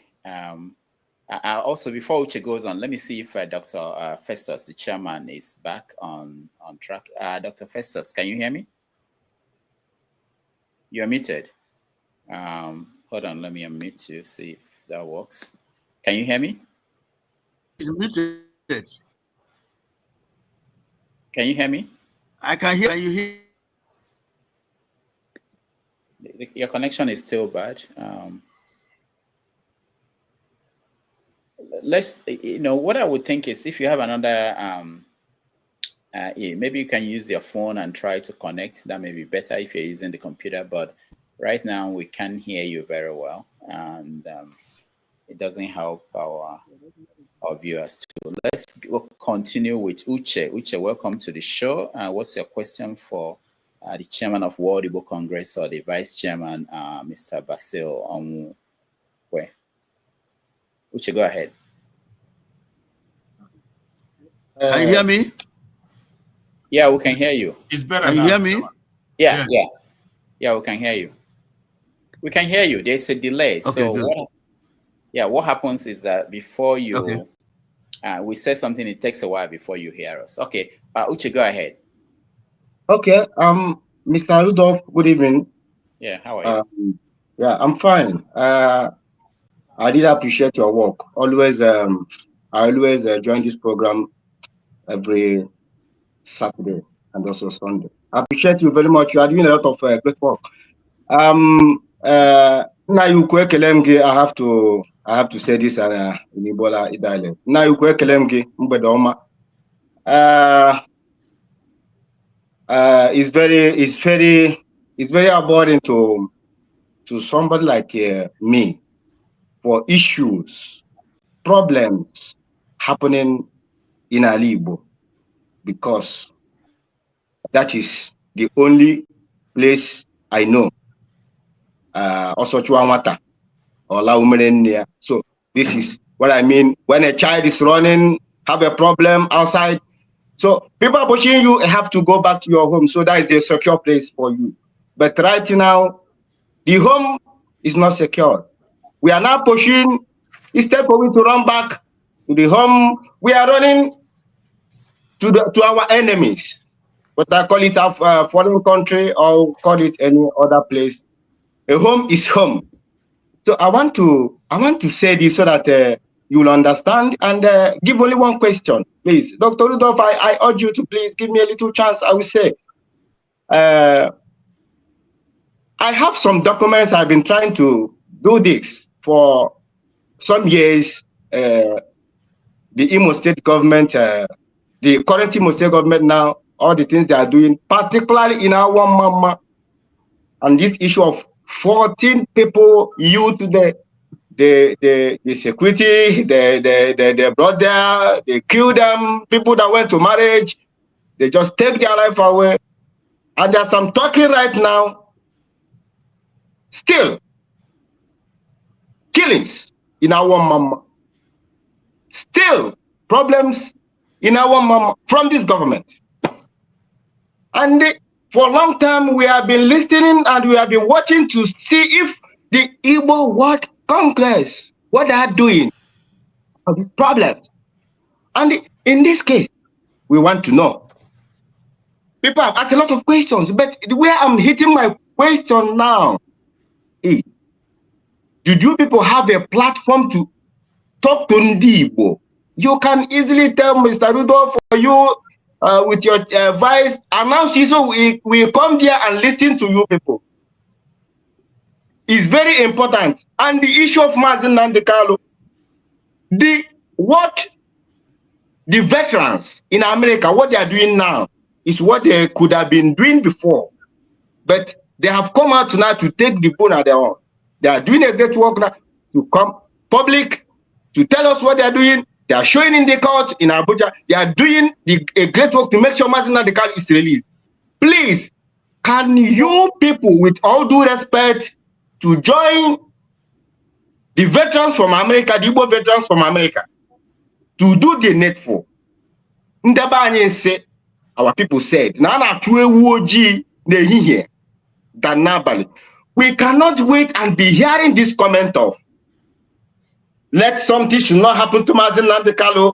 Let him not die. If he die, maybe there will be fire on the sky. Can we do the needful now? Let this young man come out so that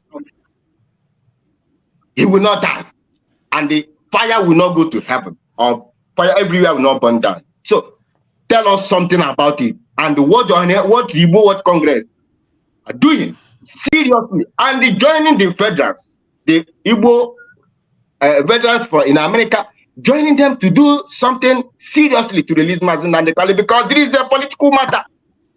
Mr. Rudolph, I thank you. People have a lot of things to say, but let me just take it like this. Thank you.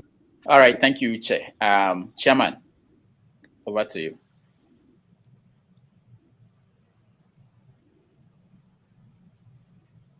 Chairman, can you hear us? All right, so we have to go back to... Basil, do you want us to go ahead and respond? Yeah, I want you to respond, yeah. Yes, I can. Okay, go ahead. I can. You can't hear me? There's a delay. We can hear you. Go ahead. It's okay. Go ahead. We just have to... You can hear me? Yes, we can hear you. Okay, very good. Maja, I can understand your frustration.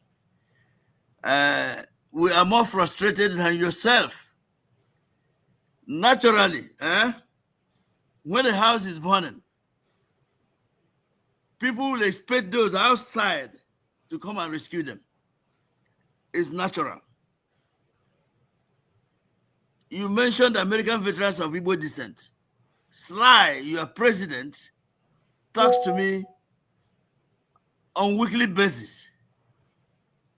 Okay? If you even ask maybe his lawyers, they will tell you that we've been fighting alongside with them to release Nnamdi Kanu. WIC doesn't believe in just talk. We do the work. We have tried to talk to Hanese. We have tried to talk to the governors. We have tried to talk to the legislators. We are advocating. We are really fighting as hard as we can. Unfortunately, Nigeria has something they have behind themselves, just trying to take us to the walls. Nnamdi Kanu will come out alive. WIC is doing whatever it takes. Suppose I ask you what you expect WIC to do. Get a warplane and go down there, or do what? We are not happy that Nnamdi Kanu is kept there just without any reason other than his name is Nnamdi. We will continue to pursue all avenues peacefully to have Nnamdi Kanu released. You had me calling on the president here live on this medium for Ahmed Tinubu, our president, to exercise his power to release Nnamdi Kanu. He can do that. Your governors, we are listening to all of them. We know what they are doing. We are taking note of who is who. Nnamdi Kanu needs to be released. It's not by shouting. It's not by making noise. Okay, we are in touch with them. WIC is not remaining aloof. We cannot just jump into the plane and start shooting everybody. We believe that he will be released. Like they put in Igbo language. These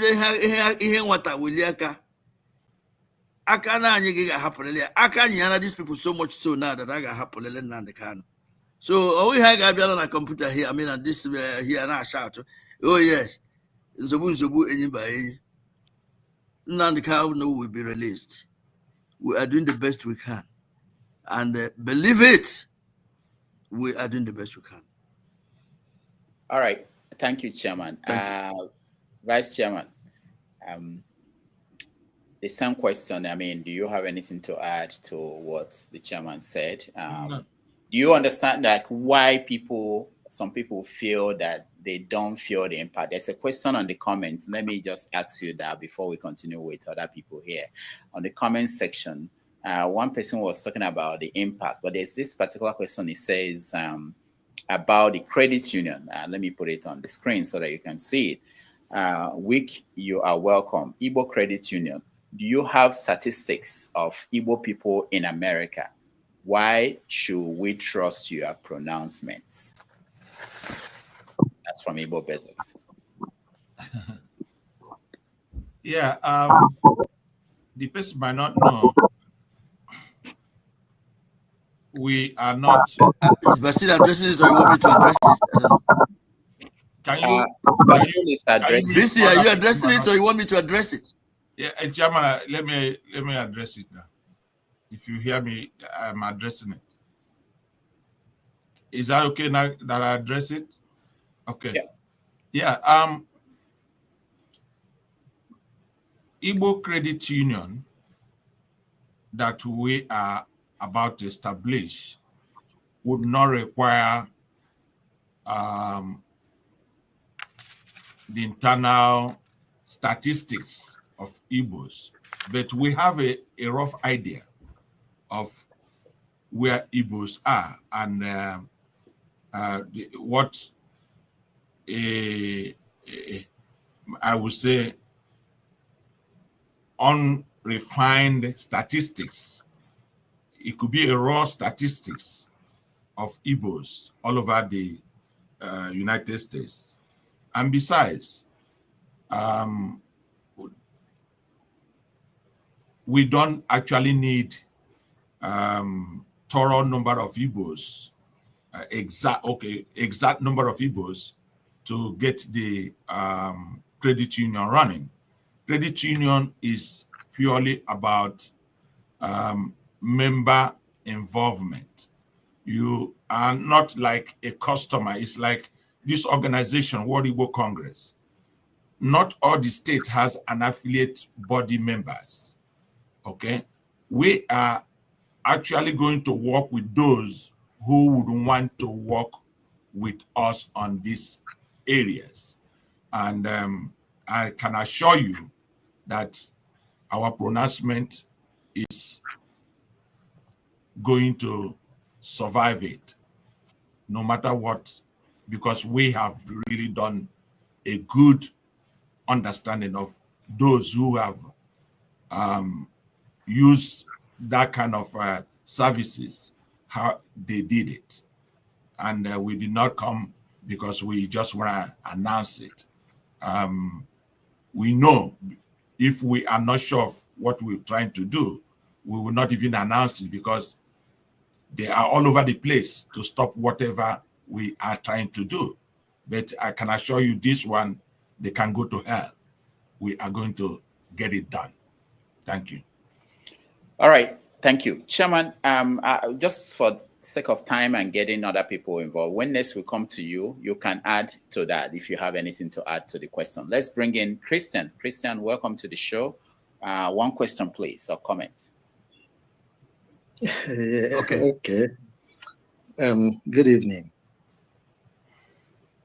Are you hearing me? Yeah, we can hear you. Welcome. Okay. Yeah. I was horrified when somebody said that if Nigerians don't want us, they will allow us to go. And this coming from the leadership of an Igbo organization. the reason why Nigeria will not let Igbo go is because they're exploiting the gas and oil resources in Igbo land. As we speak today, the gas pipelines are moving from Igbo land to other parts of Nigeria without any gas pressure pipe in Igbo land. So, but the reason I want to ask is this.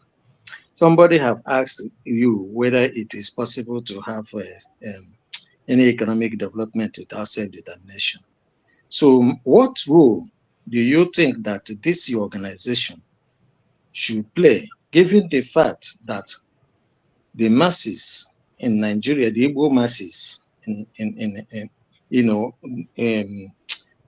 would like to have a debate on the future of Igbo land in Nigeria?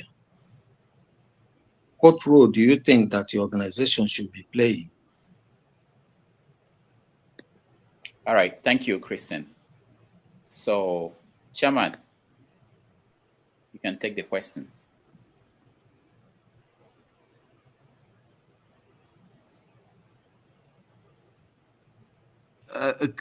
Christian, Christian is asking what masses will do what? I don't understand why this is so having this glitch. I don't like it. I'm saying that the Igbo people would like to have a debate on the role, on the future of Igbo land. Okay, the political future of Igbo land. So I'm just asking, what role do you think that your organization should be playing, given the fact that you are an enlightened group? So should you be organizing debates to discuss the future of Igbo nation, I mean? Oh.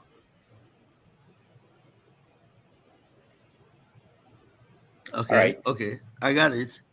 My brother, that is in fact a priority for World Igbo Congress.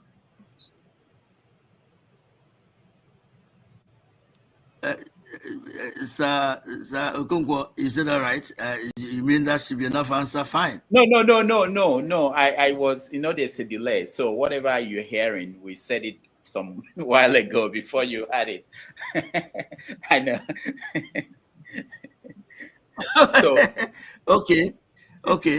Yes. Okay. My brother, believe me, World Igbo Congress will like to be on the driver's seat in such debates. Okay, what is in the best interest of Igbo is what World Igbo Congress must do. You may not know, we are communicating with organizations like Anyandi Igbo.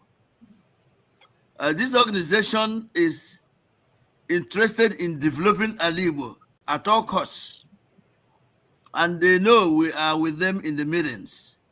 We are ready to provide whatever it takes from the technological advancement to make sure that Igbo are going to go back to that self-reliance Okpala and the rest of them started. All we are asking for is enabling environment. That's all we're asking for. And it takes the leadership at home to support us. I may tell you, I don't want to just to particularize.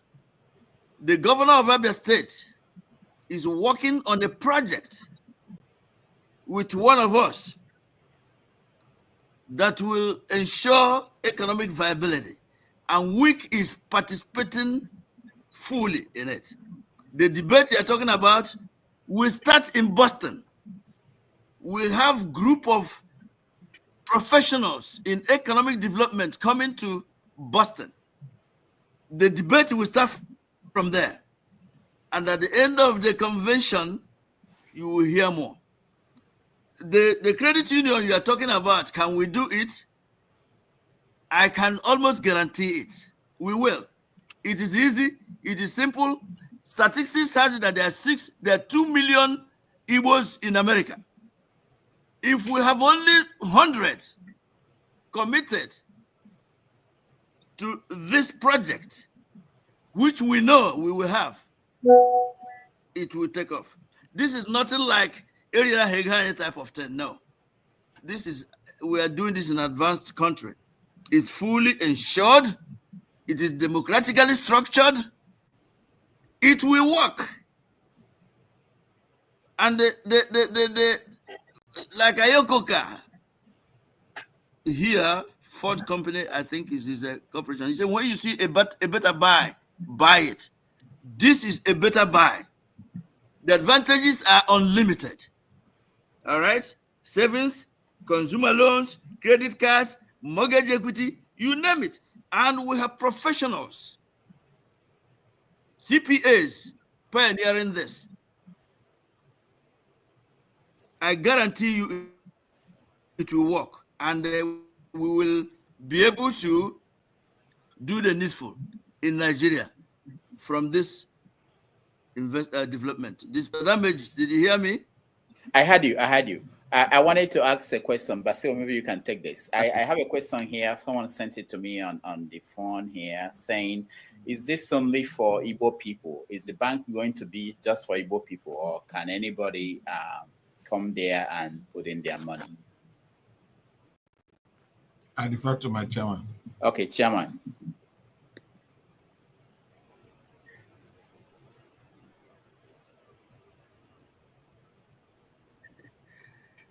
Okay, there are rules regarding credit unions. As soon as we set up, admissions to membership will be made public. That's the best I can tell you now. All right, thank you. Let's go to Mazi Opara. Welcome to the show. I'll give you a chance to make a comment or ask a question to our guest, the chairman of WIC and the vice chairman of WIC. We have 2 minutes, please. Yeah, good evening, Dr. Rudolph Okonkwo and dear brother, Dr. Festus, and his vice, Onwukwe. My question is, what is WIC doing over Igbo governors, ex-governors, who are looting Igbo money, buying houses, buying companies, buying mansions in America? What is WIC doing against these people, over these people? Because in America, you have freedom of information. You can get their names, the property numbers, and everything. What is WIC doing about these people who are looting Igbo land dry, banking their, looting, stealing money from Igbo land and taking it to America? Again, our brother, Professor Chunachebe said, Nigeria has an Igbo problem. Since Nigeria got independence, this country has never been at peace within the Igbo. Do you think there will be a peaceful Nigeria, a harmony Nigeria within the Igbo? Finally, Nnamdi Kanu was in California a few years ago, and he told you guys what is coming to Ali Igbo. Most of you called him names. Most of you laughed at them. Even one of them asked, which passport are you traveling with? Some of you called him madman, warmonger. But look at what is happening in Igbo land today, and not only in Igbo land, but even across Nigeria. Look at what marauding headers are doing in Igbo land mostly. Please, can some of you that called this young man names, can they please apologize? Thank you from here. All right, thank you, Mazi Opara. Let's hear from chairman and then vice chair. Okay, gentlemen, I also sense your frustration. I don't know those who called him the names you are talking about. And he can tell you that Onwukwe never did that, Okere didn't do that, and the people we're working with never did that. You have been referring to the California convention he attended. At that time, WIC had all these problems. The so-called rotten politicians at home that didn't want WIC to survive. So we had WIC 1, WIC 2, WIC 3 at that time. You can go and verify. So he mistakenly or poor advice attended the WIC 2 convention in California. Whatever he said there and whatever they promised or whatever courses they gave him, the WIC 1, the original WIC, was never part of it. And you may have heard that not less than 2 years ago or thereabout, WIC, the original WIC, which is this WIC that Basil and I are servant leaders, invited him. We had him to attend to many places to talk to our people. He knows who is who. We never cursed him because the man is a complete Igbo man from the inside out. The idea of those who are kind of, I mean, by the way, if you're a leader, anybody can call you names. Look at our Trump here. People are calling him all kinds of names. That doesn't stop him from being the leader he is, whether they're right or wrong. Nnamdi Kanu is one mother that this week has a lot of love, trust, respect for as an ideal Igbo man. Now, talking about the people putting all the money out here, the government is fighting some of them and getting the money back. We're still to see what they are doing with the money they have recovered. It is not in our power or right here to go to any bank and ask them for John Doe's account. We read them as you read them. There are certain laws too in the banks, unless there's a legal requirement for them to disclose who has what. You don't expect us to start knocking at all the banks to say, give us the account of John Doe and that kind of thing. If time comes and we find they're hiding some monies, there'll be appropriate quarters to address those.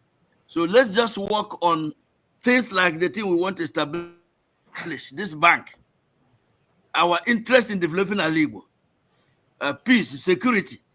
These are areas we will advocate with passion. Okay? But if you know anybody who has money out there, you have the right to remain anonymous and report to, is that FCCC or whatever they call them, and hope that they will get the money back and then assure you that they will make good use of it. Thank you, sir. All right, thank you. Basil, any addition? Not at all. Okay, the next question I'll want you to take on it, and that's coming from Ovie. I think, Ovie, you are next. Assalamu alaikum, Dr. Dameji. Yeah, how are you? I'm fine. Dr. Festus, Kwenu. Basil, Kwenu. World Igbo Congress, Kwenu. Yes, Nigeria problem in 3 parts. Hausa, Igbo, and Yoruba. But Dr. Zimuku asked one question. It's okay. But I will ask one question in that's one question in 3 parts. Let me put it that way. I overheard, I don't know which of you is saying that we are this, we are the best, we can build, we can build. I just want to know, I hope you guys are aware that those are the language of competition. That's one. Then, I don't know which one of you again is saying that power of authority has not been given to an Igbo man or Igbo as a tribe. My question is, who or which tribe of Nigeria they don't give power? And who is doing the giving? That's my question. All right, thank you, Ovie. Basil. Okay, Ovie. I don't know where you're hearing about power giving or taking. What we are sure of is when a system does not work equitably, it affects the system, okay? And we also believe that righteousness exhausts a nation, and doing things equitably makes doing things better, in the sense that it's the right way of things being done. And based on these three assumptions, we can tell you obviously that we belong to a system called Nigeria that does not harness those qualities. One, if you understand that so many groups have come to confirm that P2B won election past electoral system, and they ganged up and agreed to ruffle it the way it is. But that is a history. We also know that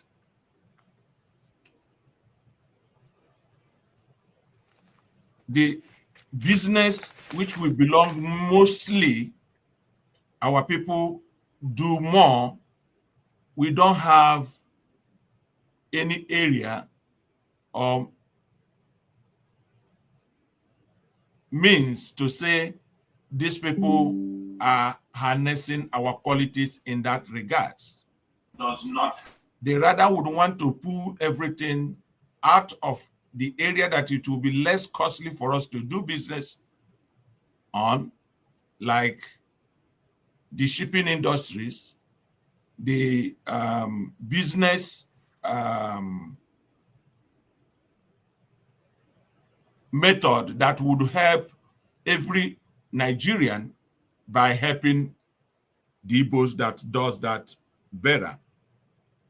They rather want it to die without working properly. These are some of the things we can tell you for sure that is not done equitably, and that is affecting Nigeria as a nation. And until they decide to do things proper, because in a system there is always inflow and outflow, delivery and supply. It's always common. And you fail doing those things the proper way, you are not going to get the proper results. Thank you, Ovie. All right. We're going to, I will skip the people that came before Righteous Man. I want him to be the next to ask a question because he's joining us from Nigeria. He's been around, hanging in here for a long time. So Righteous Man, welcome to the show. You are next with yeah. Go ahead. Dr. Rudolph, good evening, sir, and the personalities of Igbo World Congress. Good evening. I live in Lagos, and our submission is that Igbos have leadership problem. It is verifiable, because if Igbos do not have leadership problem or does not have leadership problem, the declaration that 2023 general presidential election was won by P2B, those who made those confirmation were those who rigged that election, and they brought evidence that showed that P2B won 19 states. Up to today, there is no Igbo Union or Congress that have made a statement, a categorical statement as regard to that revelation. Let's assume he's a Yoruba man. You would have heard what the Yoruba press, the Yoruba group and unions would have done. Let's assume he's a northerner. You would have heard what the Arewa Consultative Forum and other unions would have said or done. But no Igbo organization has said something as regard to that. So I agree, because I was speaking with one of my northern friends 2 weeks ago. He told me, he said, let me tell you clearly, the problem of the Igbos is leadership. They betray themselves. Look at what Soludo is doing to P2B. And the World Igbo Congress and other Igbo unions have not written to this gentleman and cautioned him.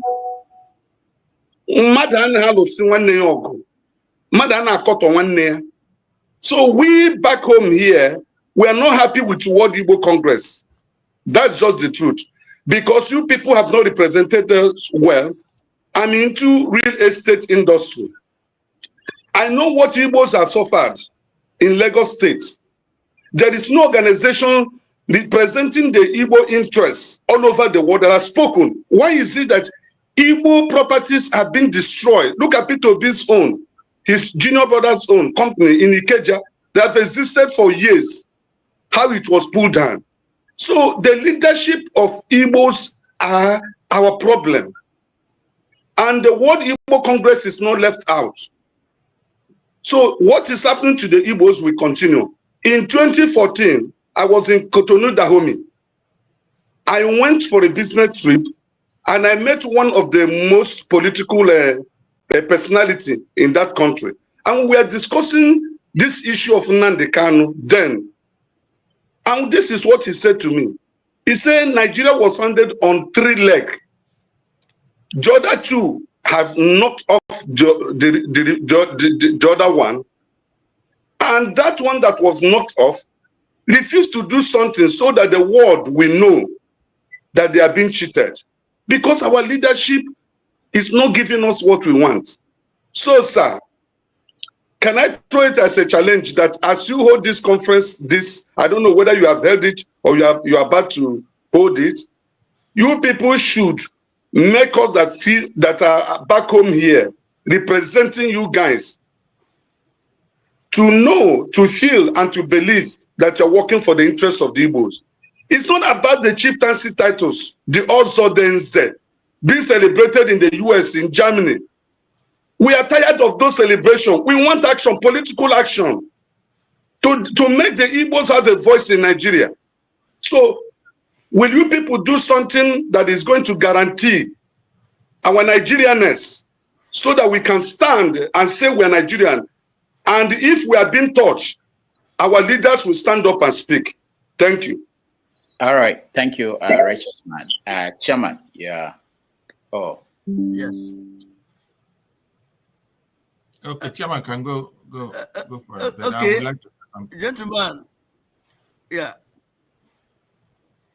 Okay. The last speaker is angry like every other person. You have the right to react to anything that is contrary to your expectation. No blames. I'm guided by the fact that a wish, is not a substitute for reality. It's action that matters, not noise. Those of you at home, while we pray for your security in all actions you take, you also need to participate in peaceful demonstrations. There is lawlessness there. And now someone can start now and cuss anybody out and goes free. An Igbo man stands and cusses somebody out, they drag him to anything. Let's take this particular reference you made to the latest release of the 2023 elections. Malam El-Rufai is the one leading that.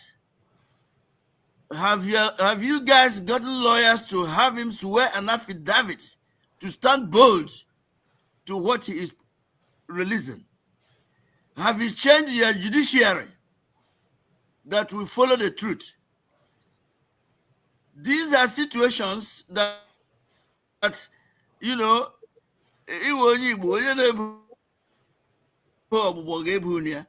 Let us, are you surprised? There's no doubt that His Excellency Peter B won the election, but they chose to do whatever they did. We just want to work hard to say Ozemena. WIC is ready to also join you guys to fight for what is right. It happened before enough to know what to pursue. You don't know whether they are setting that up just to do what they do best. Keep putting Igbo where they want Igbo. But we must be self-determined. We will do our best. WIC is not just looking the other way about it. It's part of the discussions. I wish you will even come to, you participate in our convention so that the united we stand. We will do our best to address the concerns of Ndibo within our power. Thank you. All right. Thank you, Chairman. Vice Chair, you want to add? Yeah. Like my chairman said, is very frustrating and overestimates the powers they assume us to have. And one thing that many people don't know is that the power we have is not an authority to change what they would want to see change, okay? The power we have is to bring awareness. Awareness is what is almost in everybody's palm. Everybody is now a journalist of his own, and you have almost the power to help to bring awareness to the doorsteps of this authority.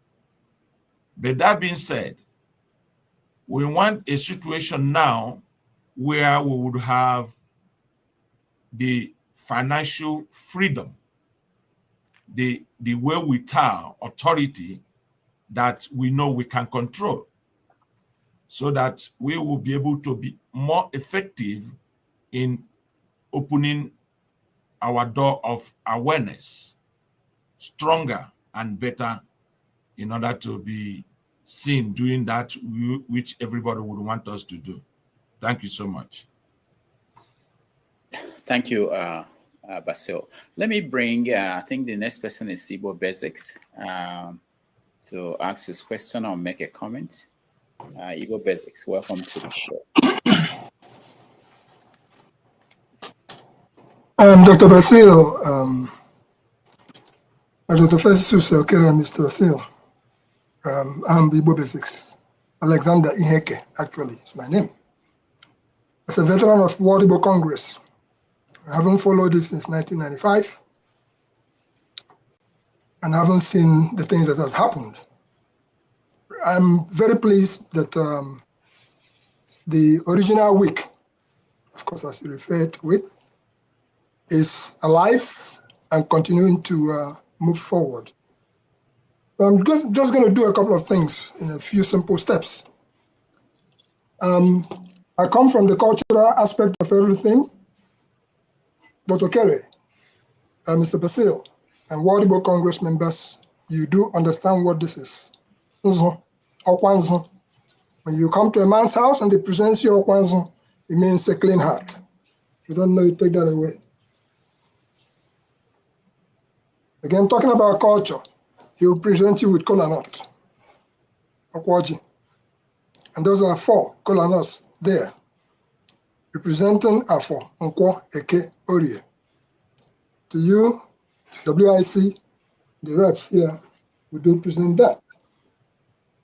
And of course, Anya Toji, Uremaya, Wudea, and that is our self-brewed palm wine. So I haven't done that. I will just go straight into the issue of the credit union that you're talking about here. I see that Basil brushed upon it a little bit in answer to my question, which I asked earlier on.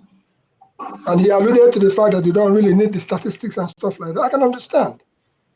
But let me put it this way. We do have Santander Bank. We used to have Bank America the Popular, the stuff. We have all kinds of people's bank around here. I'm sure in your neighborhood, you have banks. I go to my mechanic and I see a guy, an Akawo man who comes and he's collecting money. They continue to do that. Basic trust is what it is. Why I asked my question is this. Some time ago, WIC had made a proposal for every Igbo person to just put $10 into the cost of WIC. Of course, you know how that went. You as a chairman, you should know the history of World Igbo Congress to the best of your ability at the palm of your hands. So why I'm asking about the credit union that you're talking about, there are statistics. Before anybody opens any kind of business, I'm sure you have your feasibility studies.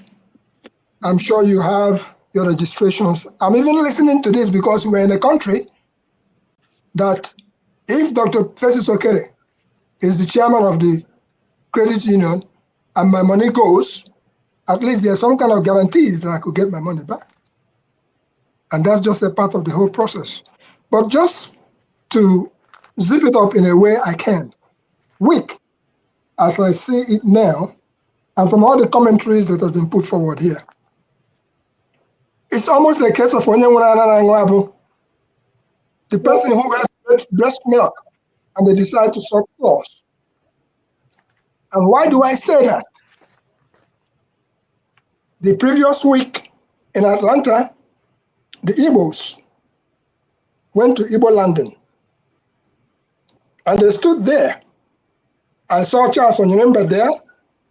I saw Dr. Nwachukwu there. I saw the rest of the old crew there.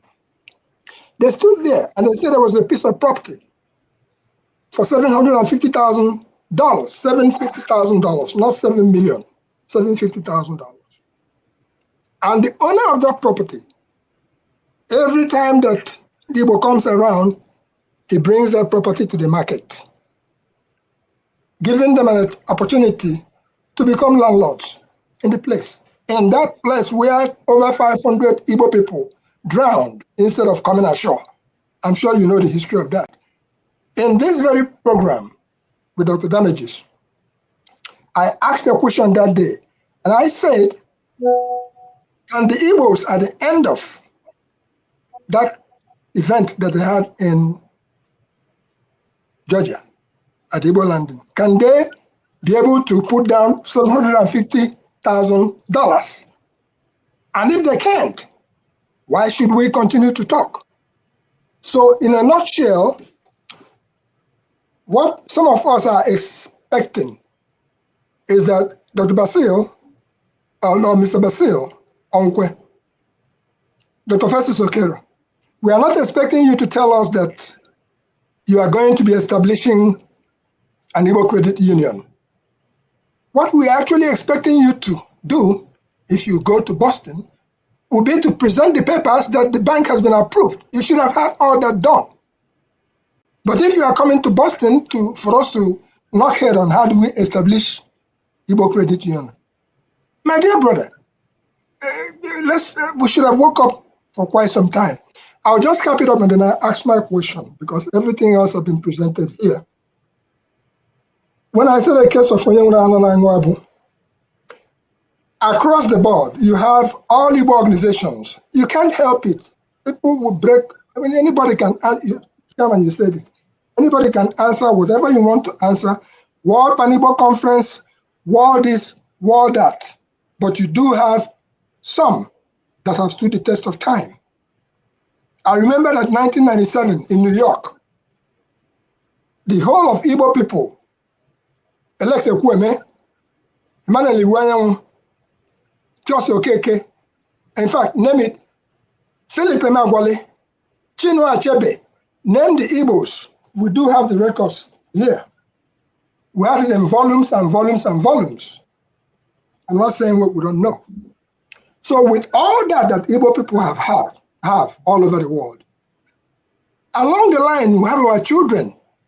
Now, you know about Igbo Unite. I'm sure that you know about that. Some of your children may be in Igbo Unite.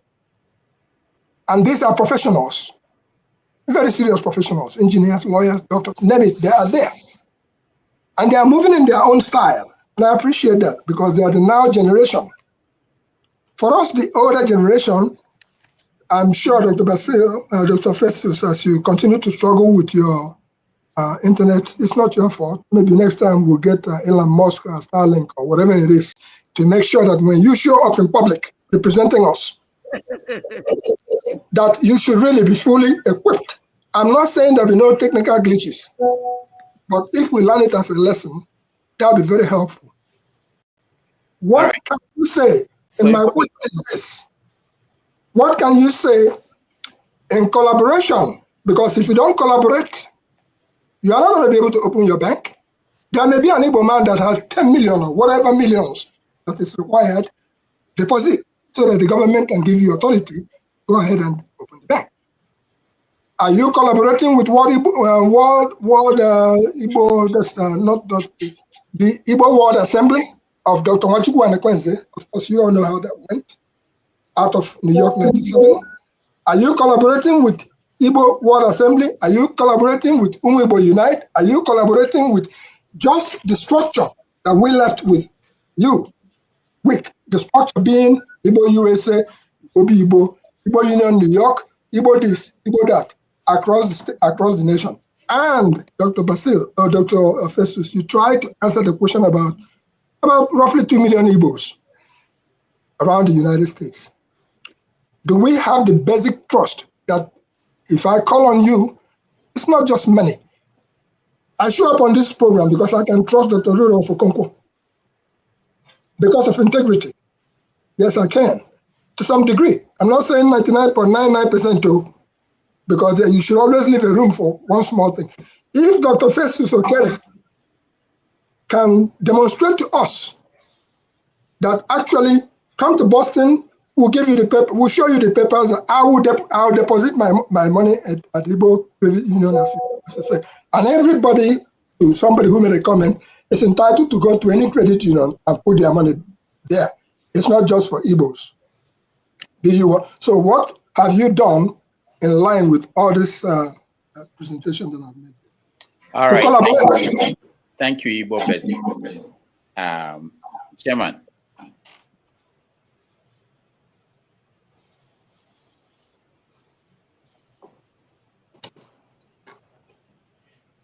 All right, while we're waiting for the chairman to get the news, we get to him.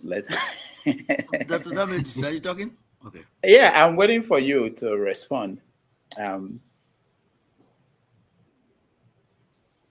here. I'm hearing you. Can you hear me? Yes, we can hear you. Can you hear me? Yeah.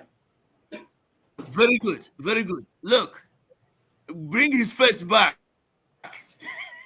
I know the Igbo basics.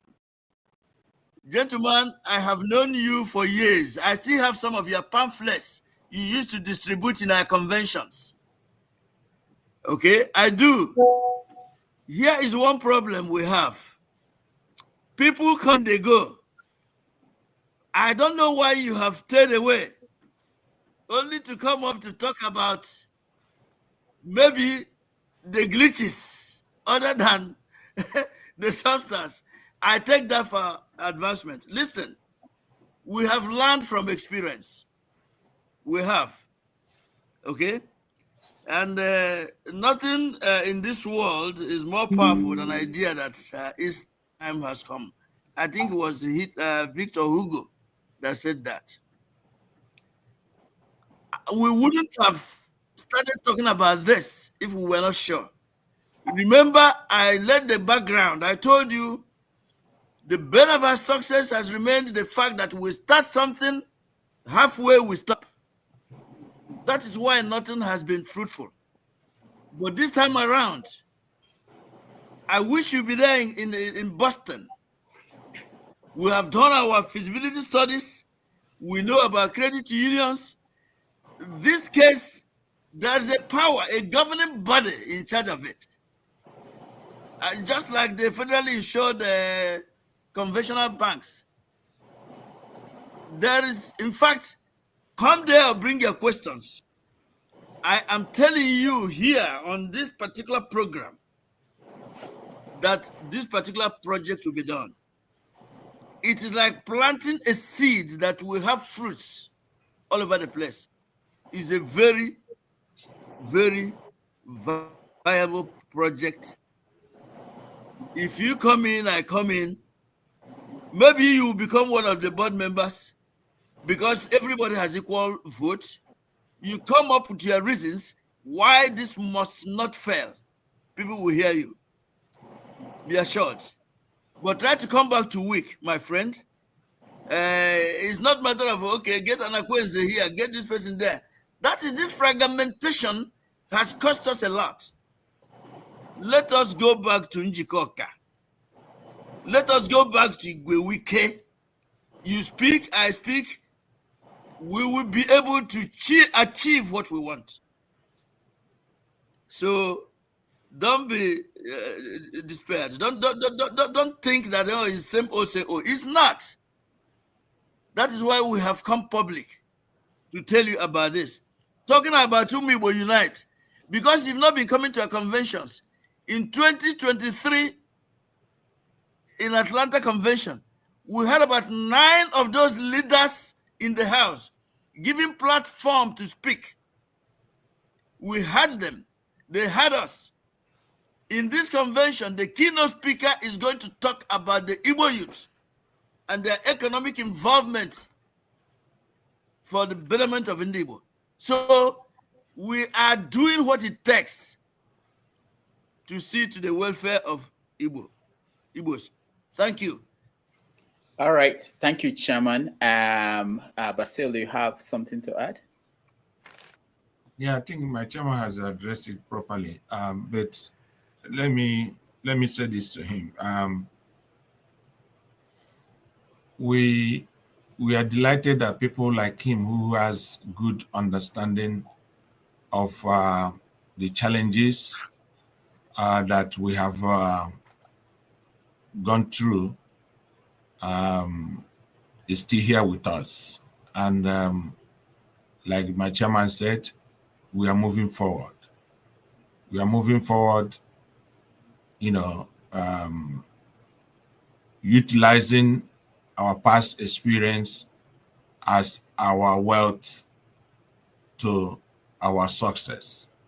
And just to say that we have learned a lot, and this project is going to succeed. It's going to succeed in one particular universal understanding that it's not going to be managed by us. It's going to be managed by the professionals. But what we are going to utilize is the leverage in doing so much for ourselves, especially for the members. I saw one of the intros where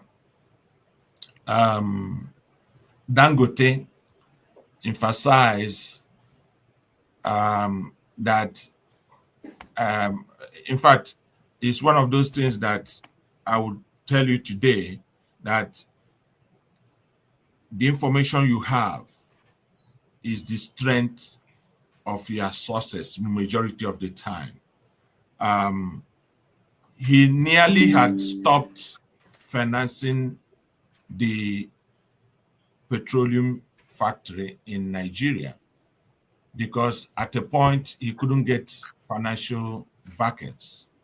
He couldn't get loan, even the one he had from Western banks or Western countries.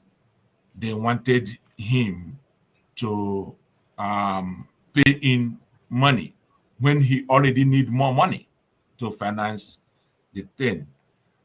We know other areas that we know how Buhari opened our votes to get that done. And at the same time, he started looking for the cost of handling it and doing it, which Nigeria couldn't meet him in the middle. And we know all that happened. But one thing I will assure you is that it is a good choice for us to look for these resources and for us to see a freedom for our people through having this kind of assets.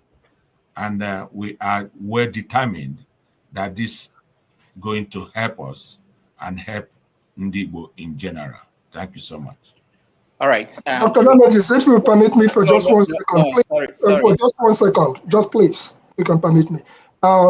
Dr. Festus Okere, I would have asked if we know how long it takes to establish a credit union, but that's not my question.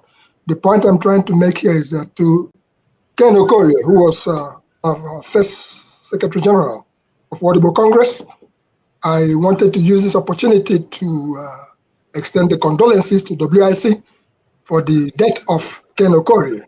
I'm sure that you are aware that Ken Okere was late now. And I also wanted to use this opportunity to extend the condolences to World Igbo Congress for the late Chief Emmanuel Uwanam, who has been with WIC at every point in its development. And also to all those WIC heavyweight supporters, including the gentleman from Tennessee, Abuja, those who have gone. I wanted to use this opportunity, and I hope that when you go to Boston, because I was in Boston the last time around, I was to Tony there. We had Chief Ebitu Kiwe was there. Name it. Professor Ella. We had all kinds of people there. And I hope that when you go to WIC in Boston, that you are able to take up on one of those things we used to do, which was to recognize the ones whom we have lost as Igbo, since we have not been able to establish All right. Thank you. Thank you so much. Thank you. We're going to take a break. When we come back, we are rounding up. We have less than 16 minutes. When we come back, we get Okija and KJ to weigh in and then get the final thoughts from our guests. Thank you, everybody, for joining us, and we appreciate you.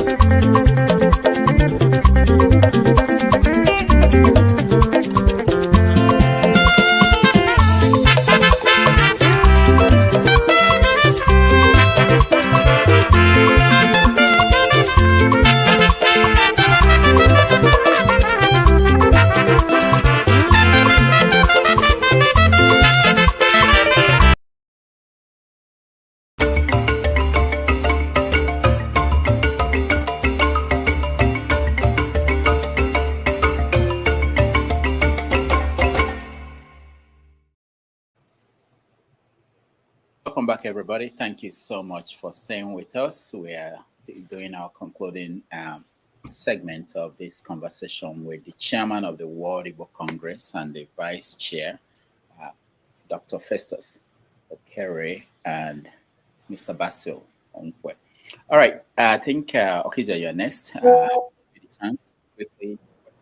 Okay, can you hear me? Yeah. Okay, good day, everyone. Dr. Okere, welcome, and Mr. Basil, welcome. First of all, Dr. Damagis, allow me to respond to Ovie. Ovie was asking a question if power, if people were, if they give power to people. Ovie, if you didn't know, Obasanjo, during the queue of coup against Murtala, Obasanjo ran away. So if they were looking for strong men to hand over power, it wouldn't have been Obasanjo. But they had a meeting and they gave it to Obasanjo.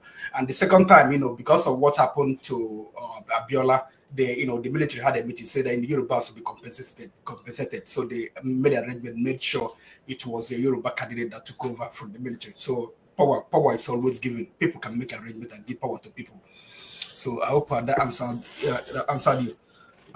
Okay, Dr. Festus Okere, thank you. I've known the World Igbo Congress as like a jamboree outfit, social club, like People's Club of Nigeria. People where people come and talk. Just like Nigeria, we talk, nothing is done. So I mean, I belong to some organization like that, but I've started extricating myself from them. We deal with talk, nothing is done. Anyway, so that's the way I've always looked at World Igbo Congress. It's a talk shop, no action. So, and I was surprised, you guys talking about credit union, and I started laughing, like credit union. What is for what? Credit union for what? Is that our problem? Is that if we don't, I mean, like I live in US, we have in Nigeria we have banks that could be called Igbo banks, like Fidelity, Access, things like some other banks. In the US, credit union is not a problem. I can walk into Bank of America or Bank of Saturday Bank or any credit union and apply for a loan. So basically, if you guys start a credit union, whatever, it's gonna function just like every other. It's not that because I'm Igbo, I'll come there and they give me loan because I'm Igbo. I have to come there, present my business plan or whatever. Just like the same way I will go to Bank of America, present my business plan, and they give me loan. And probably Bank of America will give me, better, loan and better terms than what you guys, will give me. But like the question is, what is that our problem? Is that what we need in Igbo land right now? Credit union. I mean, what are you? Who are you? Who do you want to? Who has the problem? Who are you trying to satisfy? Is it like Igbo people in the US, or I mean, what are we doing? Is it for Igbo people in Diaspora US, or are we doing it for Igbo people in Nigeria? So that's the question you have to ask yourself. So when you answer that question, what is facing in the Igbo in Nigeria? In Nigeria, is security issue. Every day we see videos like one guy that in I am 11 in Anambra. I don't know if you guys saw the video. He said it was a Fulani. The girl said it was the Fulani people. They came to them and they they asked the boy, a grown man, to make him climb his sister. The guy saying no good one. So they killed him. You saw when Anambra Vigilante group, they go and drag the guy from the water. So what is it like Igbo credit union? Would it solve? We have to focus. What is the problem facing in the Igbo? Why you forming credit union? I'm not saying that you guys should not get your credit union, but address the issues facing in the Igbo. In Igbo land, there are so many projects. Okpala started, and there are some other like Proda. We have Proda. We have Anambra Imo Basin projects. We have what's other? I think Proda Adapam, owned by the former Eastern Nigeria. So many other projects. We have there's a metallurgical training institute in Onitsha. There are so many things. Started by Okpala, they collapsed. Premier Brewery Onitsha collapsed. So I mean, like talking about credit union. What I don't know. We just I You know, like what do we want to do for Igbo? All right, thank you, Okija. That's what we're about. Thank you, Okija. Chairman, you want to take that? Okay, let's go to you. Yeah, I'll take it. Okay.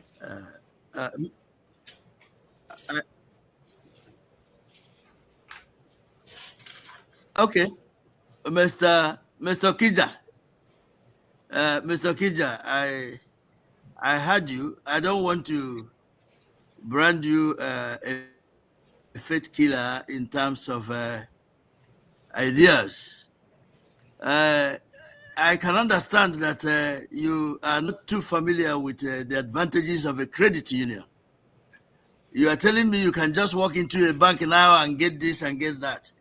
That's the difference. Yes, as long as I have good credit and I have good what you know and what we know. Okay, hold on. No. I didn't interrupt you, sir. I didn't interrupt you, sir. Just listen to me. Here in this country, a lot of times where you come from and what you want may matter.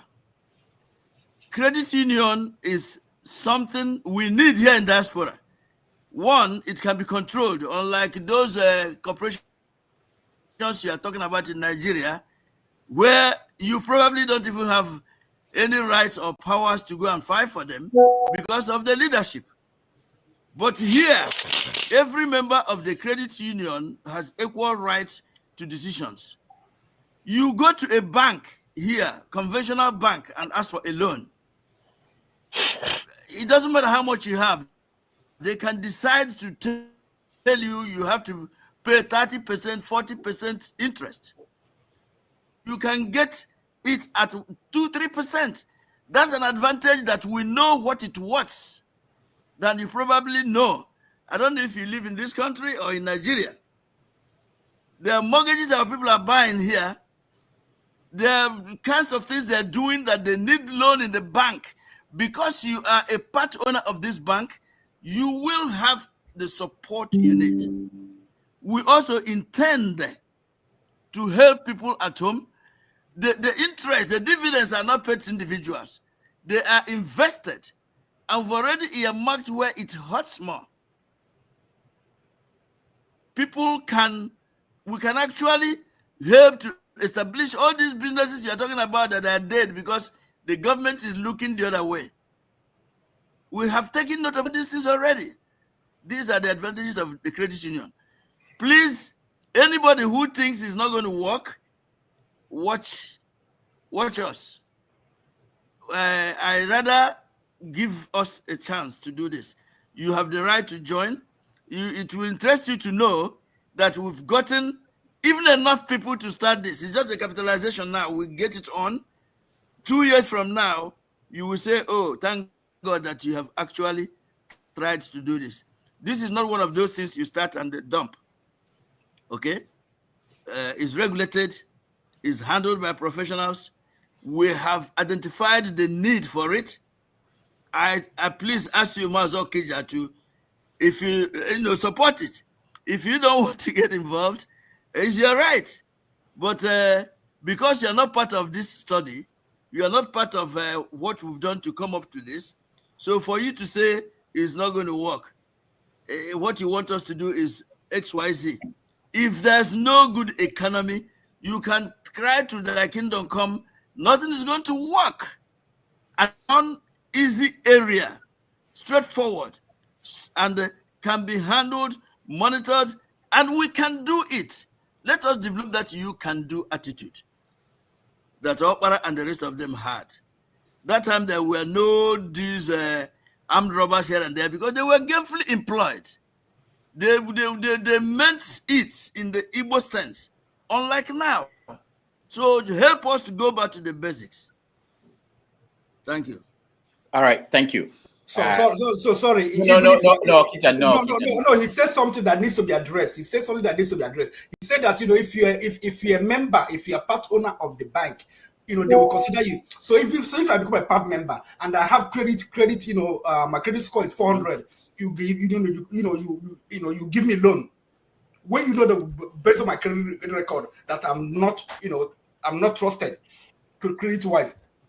All right, Okija, thank you. Let me get Basil weigh in, please, before we go. Yeah, I would love to weigh in a little bit on this. Mr. Okija, I think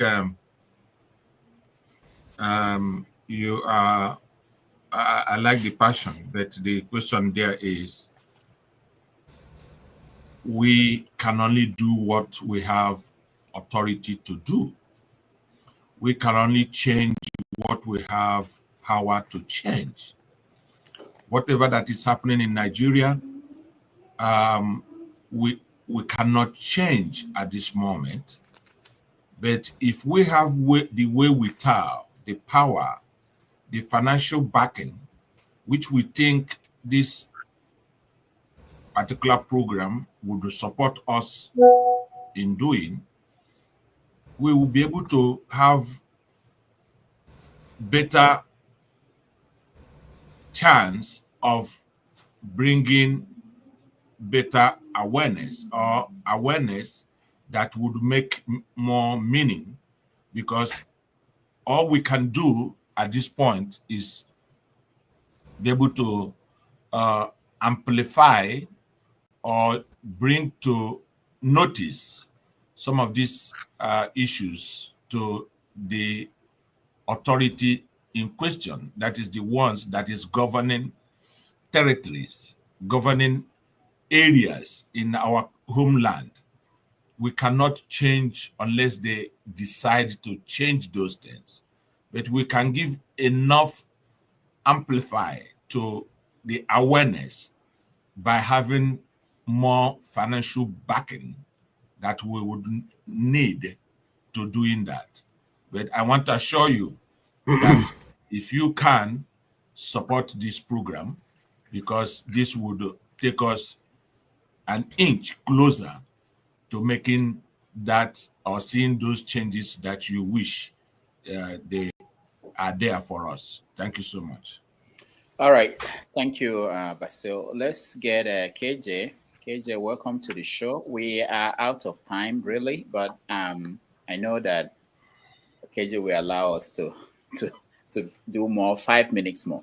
KJ is a moderator here. KJ, you have opportunity to ask a question or make a comment for our week visitors who are here. After you, then CM will be the final person. Go ahead, KJ.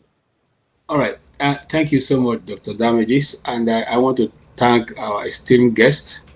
I've listened to you guys right from the beginning, and I really appreciate your way and the manner in which you have responded to whether the questions were hard on you or whether they were soft on you. And so I really appreciate that.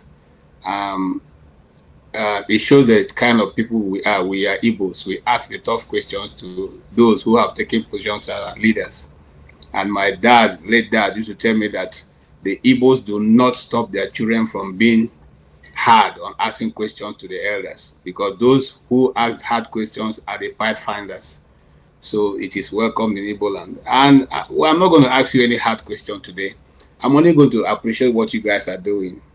I will say that if you allow me, I will probably say that because you guys are the timber and caliber, Iroko and coconut trees of Igbo land, I will suggest that maybe because of your financial power and your well-versed connection, is it possible for us to build another city outside of the capital cities in Igbo land?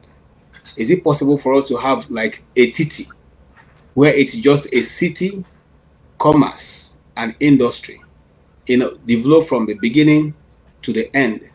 It's not owned by Abia, it's not owned by Imo, it's not owned by anybody. It's just a piece of land gotten from almost every corner in one location and developed into a city that we can all refer to, and it is well planned out, and it's a place where we can all go and feel like if we have enough money, we can go put industries and offices so that Igbo land can eventually begin to come together one way or another, instead of waiting for one central city like Enugu or Oka or Owerri or Umuahia or any of those other capitals in Igbo land. This way, we will all harness our expertise to that city and bring our people together. That is one. And then the second one is this possible for you guys, because you are much stronger than us, to bring those so-called leaders we have now as governors? Let it not be like what they've done to bastardize the Ohanese, which somehow sometimes doesn't even make any sense anymore. But to bring those leaders and really draw their ears and say, look, you can't continue in the way you people have gone in this direction. If if we come to our own land that you governors cannot provide development, way with all, roadmap, and be able to, call the people together to make a headway, I don't know who is going to do that. So, but you guys have the authority. Let me not say authority now. You have the connection to be able to call those these people, to order. Rudolph governor have been misbehaving the past this year. He had left native doctors. Now he's chasing young men now up and down. And then that is not enough. Now he's now beating coppers. These are people who have lost direction, and so maybe you guys can call them to order. Thank you so much. All right. Dr. Damages, can I follow up? No, don't follow up. Quickly. Please. We are so short of time. No, hold on. Let them answer first. Let me start with you, Basil. How do you order around the governor of Anambra State, call him and send him to his room? I think that's the question that they wanted you to answer. Yes, I wish. We wish as World Igbo Congress, though we have reached out to our governors. We have reached out to our governors in so many ways to see them do things, at least protect life and properties of Igbo people. And could you believe that it is there, is a public notice, or a public sphere to see that the governors try to destroy Igbo's property in Igbo land in order to show that governors can destroy our property in Lagos. Okay? They kind of act. So we have done our own by bringing them to the understanding that we know what is going on. Okay? They don't want to, we know that when we bring pressure to the non-Igbo states destroying Igbo properties, they try to show that they can still destroy Igbo properties in our own homes. So some of these things happen, and it's in the public, sphere to see that. But unfortunately, we cannot be able to insist on them doing the right thing. But we always bring them to the notice that we know what is going on. Who are you trying to please? If you know the right thing for Igbo people, you don't do it. I don't know what else you want to do. Please who? Then that's the problem we're having. And we continue to press on them on that. And it's unfortunate we can only do that. All right. Thank you. Chairman, you want to add to that? Well, little, VC is right. KJ, I thank you for your thought about another investment that will help us to at least employ people in the Igbo land and improve the economy. I also said earlier that one of the speakers we're having at this convention is going to talk about some deal is having with Abia State government for exactly the type of thing you are proposing. But the idea of calling the governors to order, apart from the private letters we send them, if you look at the Nigerian newspapers, you have seen where we have actually criticized them, called them names, not to insult them because they are, in quotes, elected. A case is where they came up one time and indicated that They met and they went to the government, to Tinubu, President Tinubu, to release Nnamdi Kanu. No, they said they were going to go. They decided. 3 months, 4 months, we didn't hear anything. We sent a public announcement. We published it in newspapers, reminding them of the applause we gave them. We applauded them for that one-time decision in unity. We asked them that for some reason we have not seen the outcome of their meeting. It was kind of sarcastic. Apparently they didn't meet. I don't know what else we can do. Here, you criticize your governors and your leaders. Sometimes they pay attention and do corrections. Hopefully they will see change. But I have told you guys, even at home, that do your best to pray that you have a leader that you are actually elected, not the one that is probably imposed on you. So there's nothing you can do than to preach, advocate, criticize, and applaud whoever has done well. That's all we can do at this point.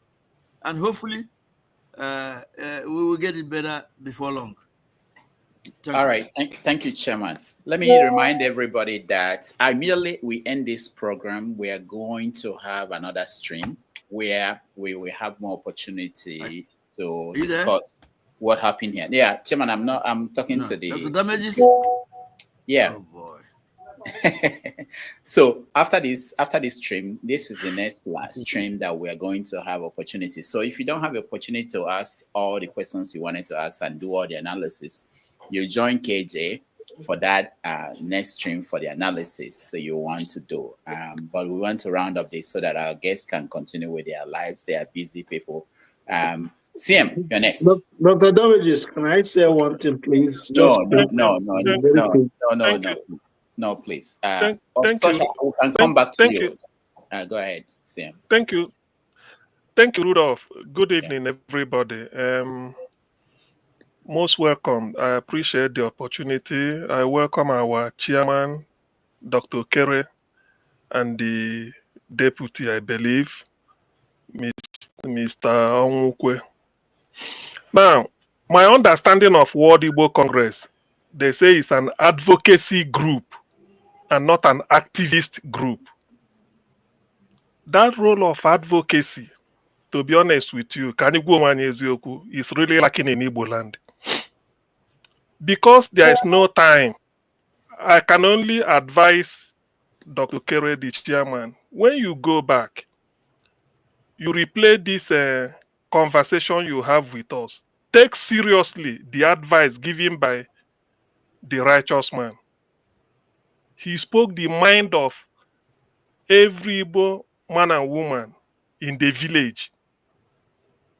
The question, his contribution is most profound. Of all the things discussed here, what the righteous man said is really what the thinking, what Ndi Igbo expect of World Igbo Congress. Ndi Igbo do ka ndị enweghị nne na nna, ever since Ojukwu nwụrụ, nobody speaks. World Igbo Congress being in United States, you are at a vantage position to intervene in anything that happens to Ndi Igbo in Nigeria. If they remove an Igbo son or an Igbo daughter from a top position in Nigeria, World Igbo Congress should make an advocacy. They should say something. If they deny Peter Obi of his mandate, World Igbo Congress can call a press conference, go to CNN, attend an interview and tell the world what happened to Peter Obi. World Igbo Congress, do you have the capacity to do it?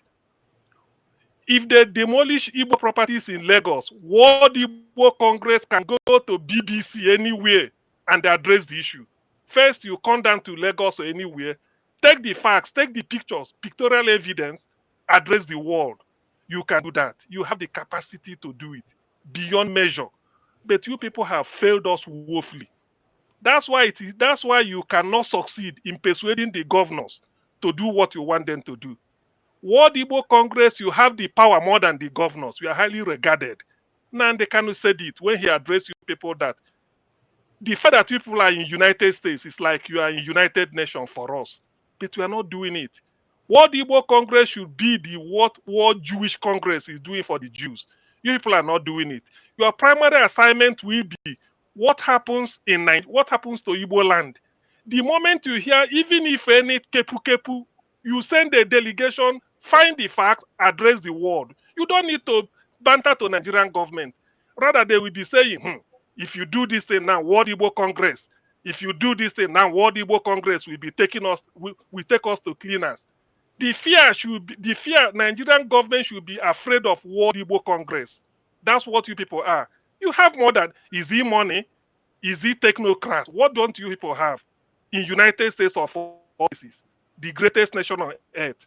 You people are failing us. So listen to what Righteous Man said. Tabubo, you can start today. That's what we are saying. Onye Junu Jimado, but in this case, Mado no Mado Koro. He said we are not happy. Hapocha na akocha ekecha na ama anyị eke na eburu na obi mana ekecha na obi eburu na enete anyị nata na enete ebe ya agwa ụlọ na ya agwa mmadụ nke bụ eziokwu. World Igbo Congress has failed ndị Igbo. If you start today to change, it will be okay. We're not asking for money. Ndị Igbo are not asking for money. To be honest with you, an average Igbo man in Nigeria, we are not asking for money. What we want is join your voice. We make a difference. Don't even come to Nigeria. All what Nigerian government will be afraid of is you tune BBC, you tune CNN, Al Jazeera. Look at World Igbo Congress. That is where you're in. When you are talking, they know. And all of us will be proud of you that we have a people to speak for us. All you need is come down and get the evidence. It may take you weeks to travel down, get the evidence, pictorial evidence, record people's voices, show it up. The Nigerian government will be afraid. If what is it called? If our voters PVC are not released, World Igbo Congress should speak for us. That is the only hope in that cage called Nigeria where they are. Without you people abroad speaking to us, they look upon us as if we don't have people. Because Ndi Igbo are the greatest people in United States, the migrants. You people should know it. So play to your advantage and don't be waiting for us to come and ask you to do no here. You should take the lead in taking it upon yourself that look, Ndi Igbo happen. How are they suffering? You know, anything you press release Ghana, that is as much as you can. Because that is how Nigerian government will know that Ndi Igbo nwere mmadụ. Ojukwu is no more. Who should have been in Nigeria and be talking? But now there's no other person. So listen to what Righteous Man said. That is my own contribution, and thank you. All right. Thank you so much, CM, for ending it at this point. Let's hear reactions from the chairman and the vice and their concluding thoughts, and we'll call it a day. Remember, there's a after show where we review what happened here. KJ is ready to host that after this conversation. Chairman.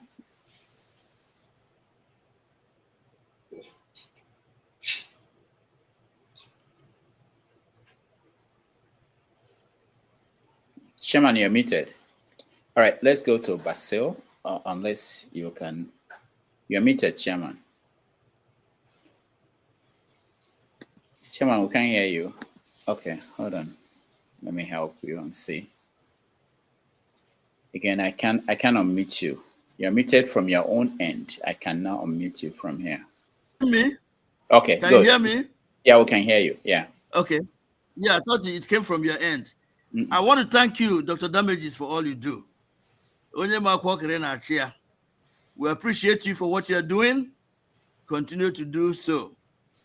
My people who actually participated in this short discussion, thank you for your time and efforts and your concerns.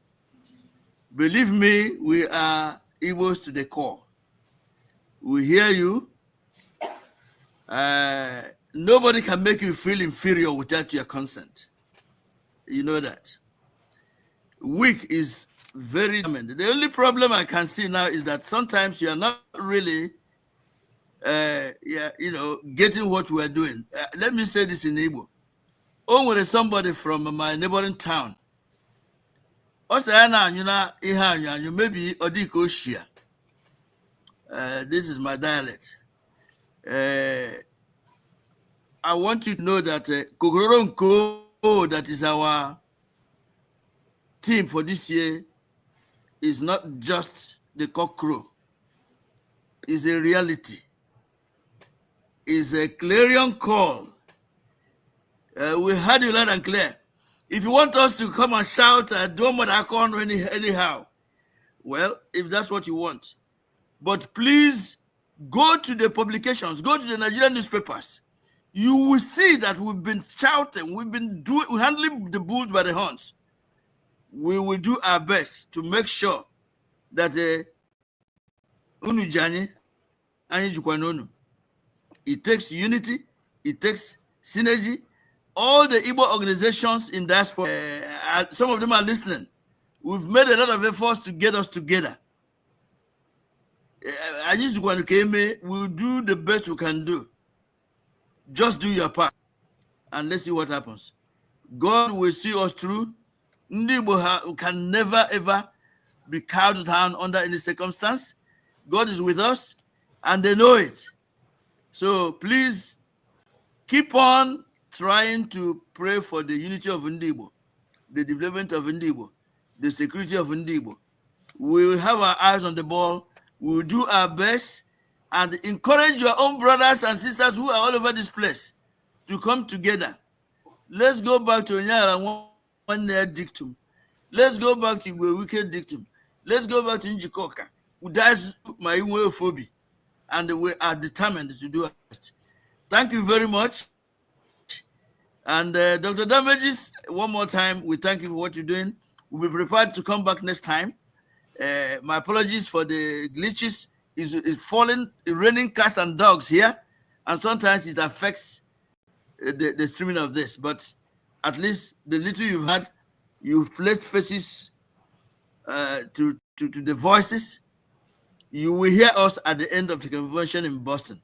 Come there and see that united we stand. We can do a lot.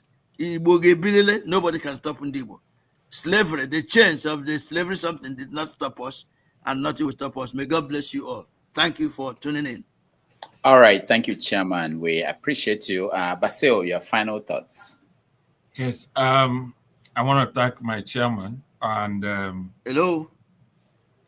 Yes, I want to thank you for making this opportunity with all your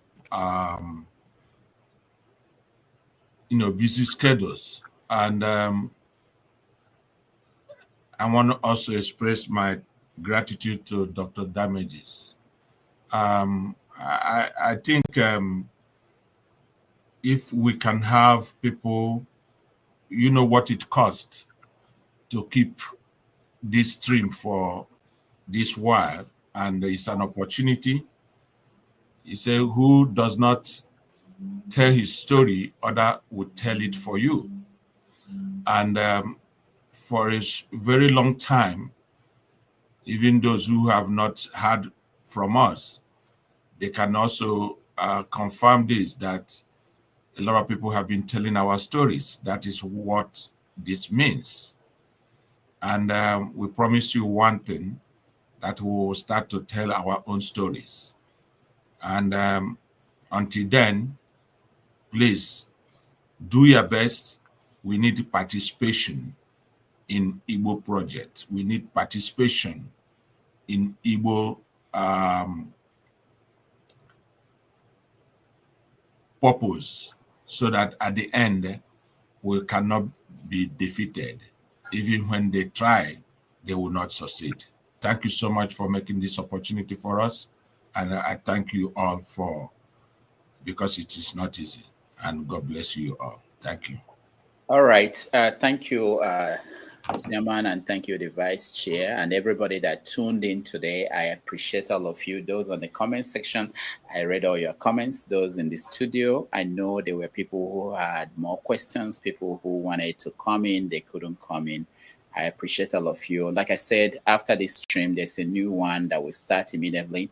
And we're going to talk more about what we had and what we where to go from there. I will try to join. If there is any question for me, I will be able to answer that. Let me also take this opportunity to thank those that supported this broadcast. Oscar Blackbone, thank you so much for your support. Igbo Basics, thank you so much for your support. We talk about World Igbo Congress and things we want them to do, just like the program. If Nnamdi Ifekando, thank you so much for your support. Sometimes you find that you can't do as much as you want to because of resources. Oria Kutobe, thank you so much for your support. I appreciate all of you. And next week we'll be back with another program and another interesting discussion and guests. Until then, thank you everybody for joining us. We'll see you next weekend. Thank you, Chairman and Vice. Dr. Damages, they never told us their website. It's I don't know. I mean, you can Google it. They have a website. I'm sure they have. I was there today and yesterday. WorldIgboCongress.org. Yeah, I know they have a website. All right, so let's see at the other end. Thank you, everybody. Thank you, Chairman. Thank you, Vice. And thank you, CM. Thank you, Okija. Thank you, Righteous Man. Thank you, Igbo Basic. Thank you, everybody that came in. I'll see you guys. Bye.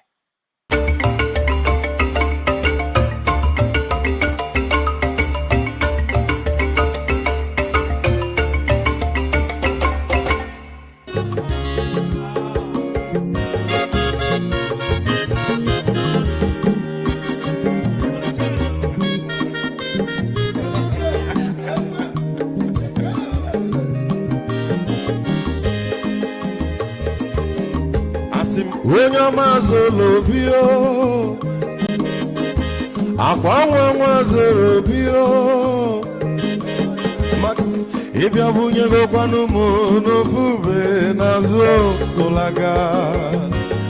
ụlaga n'ịbịa zigo, mmanwụ ụlaga do n'ịbịa zigo, akwa nwa ilochi o, biko rapụ zoro ka ọ nabazi ya. Onye ọma zoro biko,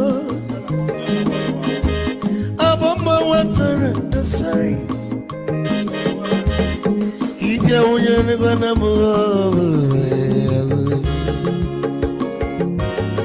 ụlagado n'ịbịa zigo,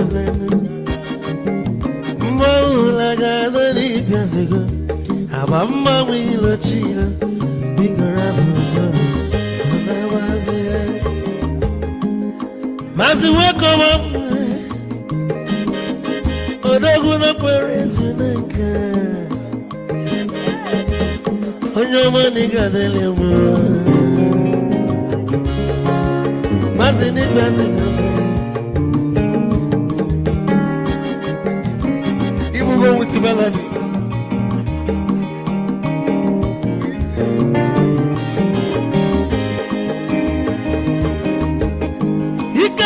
Where's your phone? Odogu nachala noka. Is it one them nigga delemo? Olaga ni pesigo no. Ma olaga ni pesigo. Amama